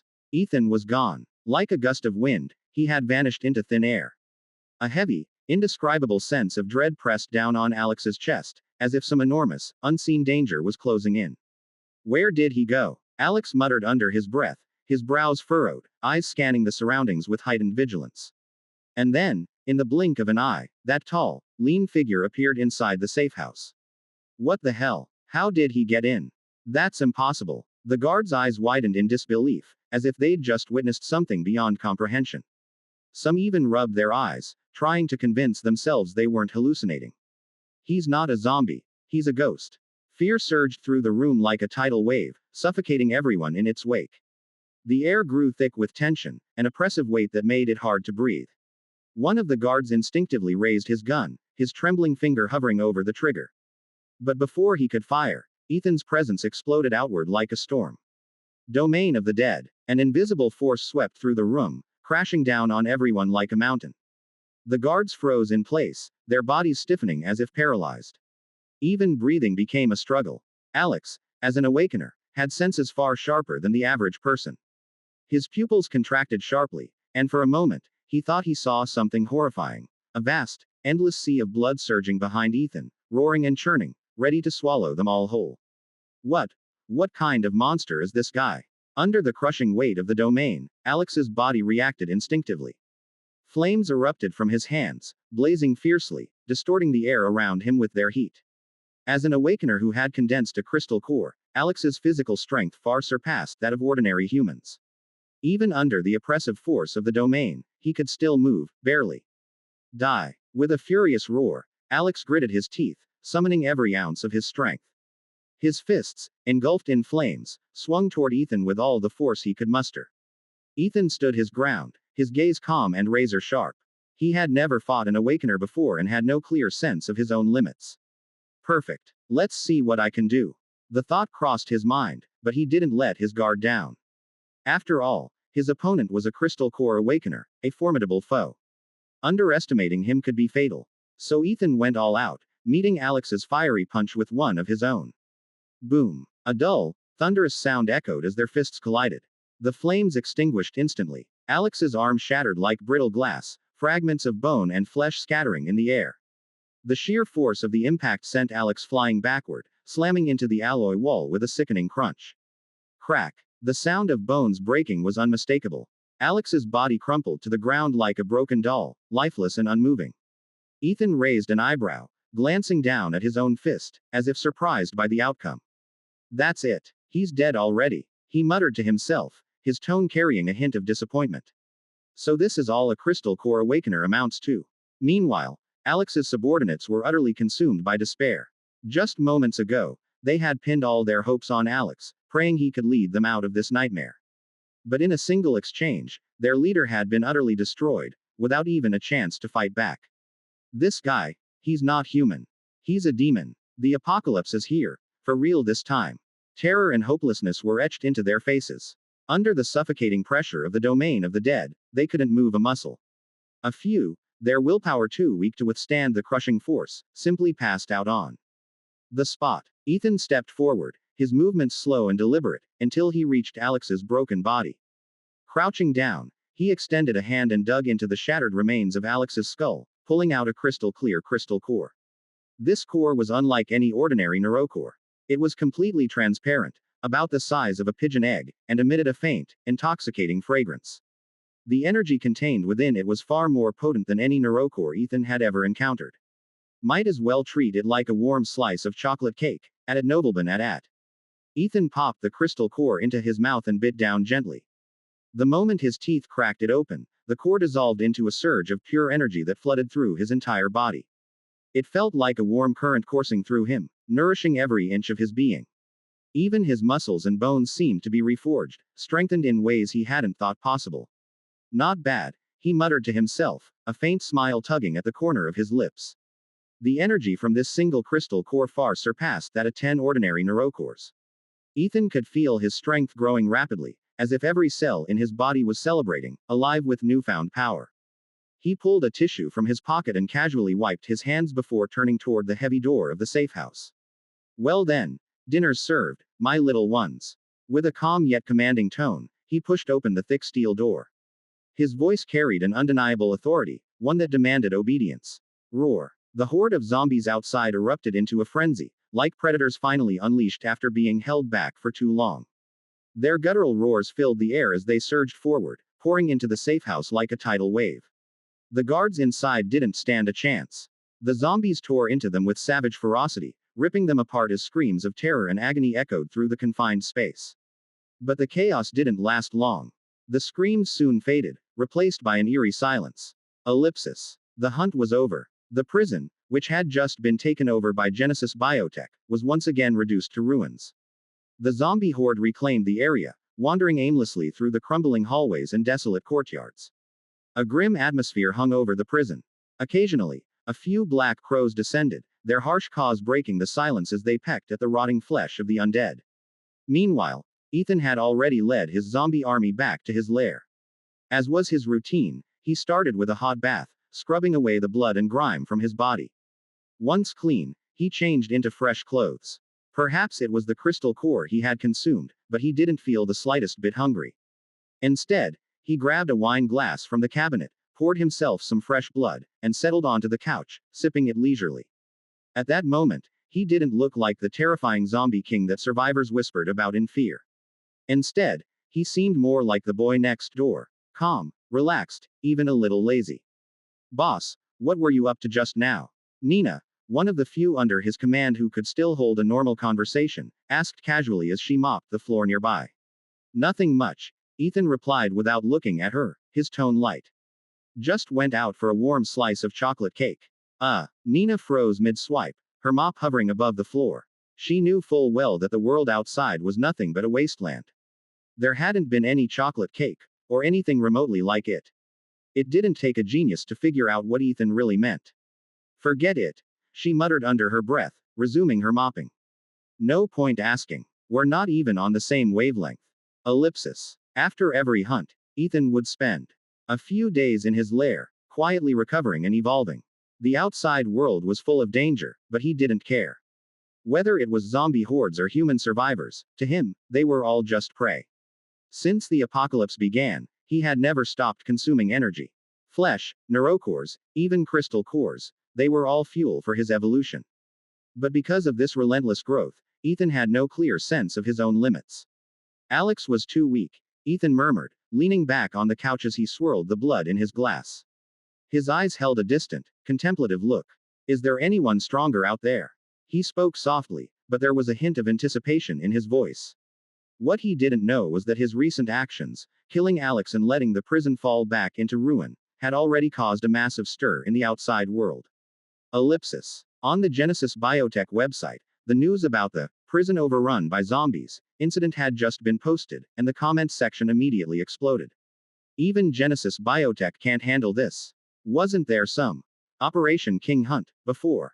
Looks like it failed. Alex was an awakener with a crystal core, right? He's ranked at least in the top 10 at the official shelter, isn't he? Yeah, and yet he didn't even survive long enough for the rescue team to arrive. That's terrifying. OMG, is there really a zombie king this powerful now? This is so scary. What if this zombie king comes for our shelter next? Quote ellipsis quote. Even though the world had already fallen into an apocalypse, Genesis Biotech's website and the official shelter's network remained the primary sources of information for survivors. In just a few hours, the post had racked up over 3,000 comments. But Genesis Biotech clearly wasn't ready to accept defeat after this incident. Soon, they released an official statement on their website. Regarding the prison overrun by zombies incident, our company will not let this matter rest. We've already uncovered some clues about the zombie king that killed Alex, and we'll soon pinpoint the location of its lair. We will deploy an Awakener squad, along with the ultimate killing machine, Doom Hunter, to completely eliminate this zombie king and every zombie in its lair. Operation King Hunt will continue. C-25. Merciful. Continue. Ethan's lips curled into a faint, knowing smile. He had to admit, Genesis Biotech's plan wasn't half bad. If they wanted to keep pushing forward with Operation King Hunt, he had no problem playing along. Hunting down these human awakeners and harvesting their crystal cores to replenish his energy. That sounded like a win-win to him. After all, he hadn't had his fill of cherries yet. And besides, Ethan had always hated being disturbed. The best way to keep trouble from knocking on your door. Simple. Take the fight to them. Eliminate every potential threat before it even had a chance to grow. With that thought, he turned to Laura. His voice was calm, but the command in it was absolute. Go. Track down those awakeners. Laura was Ethan's fastest scout. Quick, sharp, and deadly efficient. She never failed a mission. Hearing the order, she grinned, baring a row of razor-sharp teeth. Her laugh was low and eerie, like a predator toying with its prey. Hey tilde. The next second, her figure blurred into a shadow and vanished from their hideout, melting into the distant streets. Night fell, and darkness swallowed the city whole. Los Angeles had long since lost power. The streets were pitch black, with not a single light to be seen, only endless shadows. The air reeked of decay and blood, and the distant howls of zombies and mutated beasts echoed through the night, painting a grim picture of the city's despair. At Novelban at. Ethan stood by the window of their hideout, gazing down at the streets 20 stories below. His sharp eyes pierced through the darkness, capturing every detail with ease. Zombies had exceptional night vision, and Ethan was no exception. Suddenly, a shadow darted toward the building, moving with ghostly speed before leaping effortlessly into the high-rise. Laura had returned. Master. She knelt before him, her voice low and raspy. I found a group of humans. They're hiding in Westfield Century City, guarding a warehouse. There are over 10 awakeners among them, wearing the same uniforms as the ones we encountered earlier today. Ethan nodded slightly. Laura's intelligence wasn't her strongest suit, but it was enough, about the level of a 10-year-old child. She could describe what she saw clearly, and that was all Ethan needed. 10 awakeners, all in uniform, Ethan immediately understood. These people had to be part of Genesis Biotech's team. In this post-apocalyptic world, only Genesis Biotech still maintains such organization and discipline. They're guarding the warehouse. They've probably found some valuable supplies and are figuring out how to transport them back, Ethan murmured to himself, a cold glint flashing in his eyes. In a world where resources were scarce, moving supplies was no easy feat. After all, not everyone had the luxury of a spatial storage ring. Let's go take a look, Ethan ordered curtly. Excitement flickered in Laura's eyes. Her grin stretched unnaturally wide, almost splitting her face, revealing a grotesque, predatory smile. Night was the perfect time for zombies to hunt. But this time, it was different. The horde following Ethan moved in complete silence, blending seamlessly into the darkness. Their movements were synchronized, precise, like a ghostly army trained to perfection. Outside Westfield Century City, the zombie horde gathered. Over 1,000 of them stood motionless in the shadows, their eyes glowing with a feral, bloodthirsty light. They waited, silent and still, for Ethan's command. The moment he gave the signal, they would charge without hesitation, a tidal wave of death. Inside the supermarket, the warehouse was packed with supplies, enough to sustain thousands of people. To protect these resources, Genesis Biotech had stationed 12 awakeners as guards, along with over 200 regular employees and survivors. How long is it gonna take to move all this stuff? A young man on guard duty leaned against the wall, his tone laced with frustration. There's only, 200 of us. We'll be dead tired just hauling this crap. His companion, a man with a cigarette dangling from his lips, exhaled a puff of smoke lazily. Who cares? We'll just wait for HQ to send reinforcements. In the meantime, we've got food, drinks, smokes, and booze. Just sit tight and enjoy it. Yeah, but, the younger man frowned, lowering his voice. I don't feel safe out here. I'd feel a lot better if we were back at the company. Ha, you're such a coward, the smoker laughed, clapping him on the shoulder. We've got 12 awakeners guarding this place. Any zombie dumb enough to come here is just asking to get slaughtered. Let's hope so. The younger man yawned, his exhaustion evident. Hey, Marcus, toss me a cigarette too. I need something to keep me awake. But neither of them realized that, at that very moment, the entire perimeter of Westfield Century City had been surrounded by a silent, deadly army of over 1,000 zombies.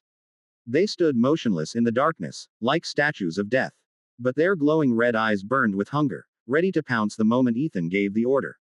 Ethan stood at the front of his horde, his senses locked onto the faint traces of life emanating from within the shopping mall. His gaze sharpened, and a cold smile tugged at the corner of his lips. 12 awakeners, he murmured to himself.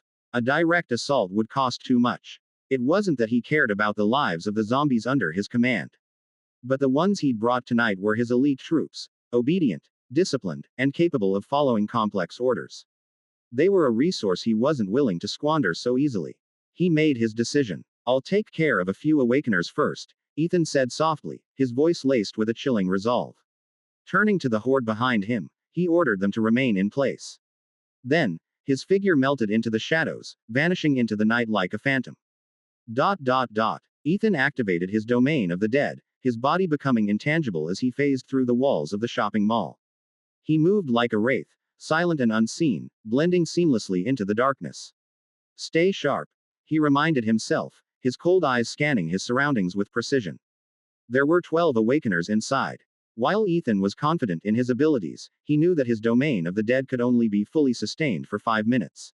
If he got dragged into a prolonged fight, things could get tricky. He focused on the faint traces of human presence in the air, his steps light and deliberate. Despite the pitch-black surroundings, his vision was as clear as daylight. The first floor of the mall had once been a showcase for jewelry and luxury goods. Glass display cases still held gold, silver, and diamonds, though they were now coated in a layer of dust. In this post-apocalyptic world, these once prized treasures had lost all their value. They sat untouched, forgotten relics of a bygone era. Ethan didn't spare them a glance. He moved forward, his focus unwavering, until he reached the main hall on the first floor. Here, the human presence was stronger. The sound of breathing filled the air, interspersed with the occasional faint snore. His gaze swept across the hall, taking in the scene. The floor was covered with makeshift bedding, thin mattresses and blankets where dozens of survivors lay curled up, most of them fast asleep. A few, however, were still awake. One of them, a bald middle-aged man, leaned against the wall, the faint glow of a phone screen illuminating his tired face. Still up late, even with no hair left to lose, Ethan thought with a cold smirk, continuing his silent observation. It wasn't surprising that they had power. Large shopping centers like this often came equipped with backup generators. But these ordinary survivors weren't his concern. His targets were the Awakeners. Ethan's attention shifted to a small, isolated room nearby. He could sense 3 people inside, 1 Awakener and 2 ordinary humans. He approached without a sound, using his domain of the dead to phase through the wall and enter the room. The space had once been a retail shop but had since been converted into a makeshift bedroom. The air was thick with a cloying, nauseating scent of indulgence. On the bed, a young Awakener lay sprawled out, naked, with 2 women curled up beside him. All 3 were deep in sleep, their breathing slow and steady. Ethan's expression remained cold as he took in the scene. He wasn't surprised. In this post-apocalyptic world, Awakeners were rare and powerful assets. They were the privileged class among survivors, and many women were willing to offer themselves in exchange for protection or resources. Under the constant shadow of death, concepts like chastity had long since lost their meaning. For many, indulgence and hedonism were the only ways to numb the fear and despair. Ethan didn't hesitate. He drew a sharp dagger from his waist, his movements swift and precise. The blade plunged into the Awakener's forehead, silent and deadly. To ensure there was no noise, Ethan activated his domain of the dead again, allowing the dagger to phase through the skull and directly destroy the brain tissue.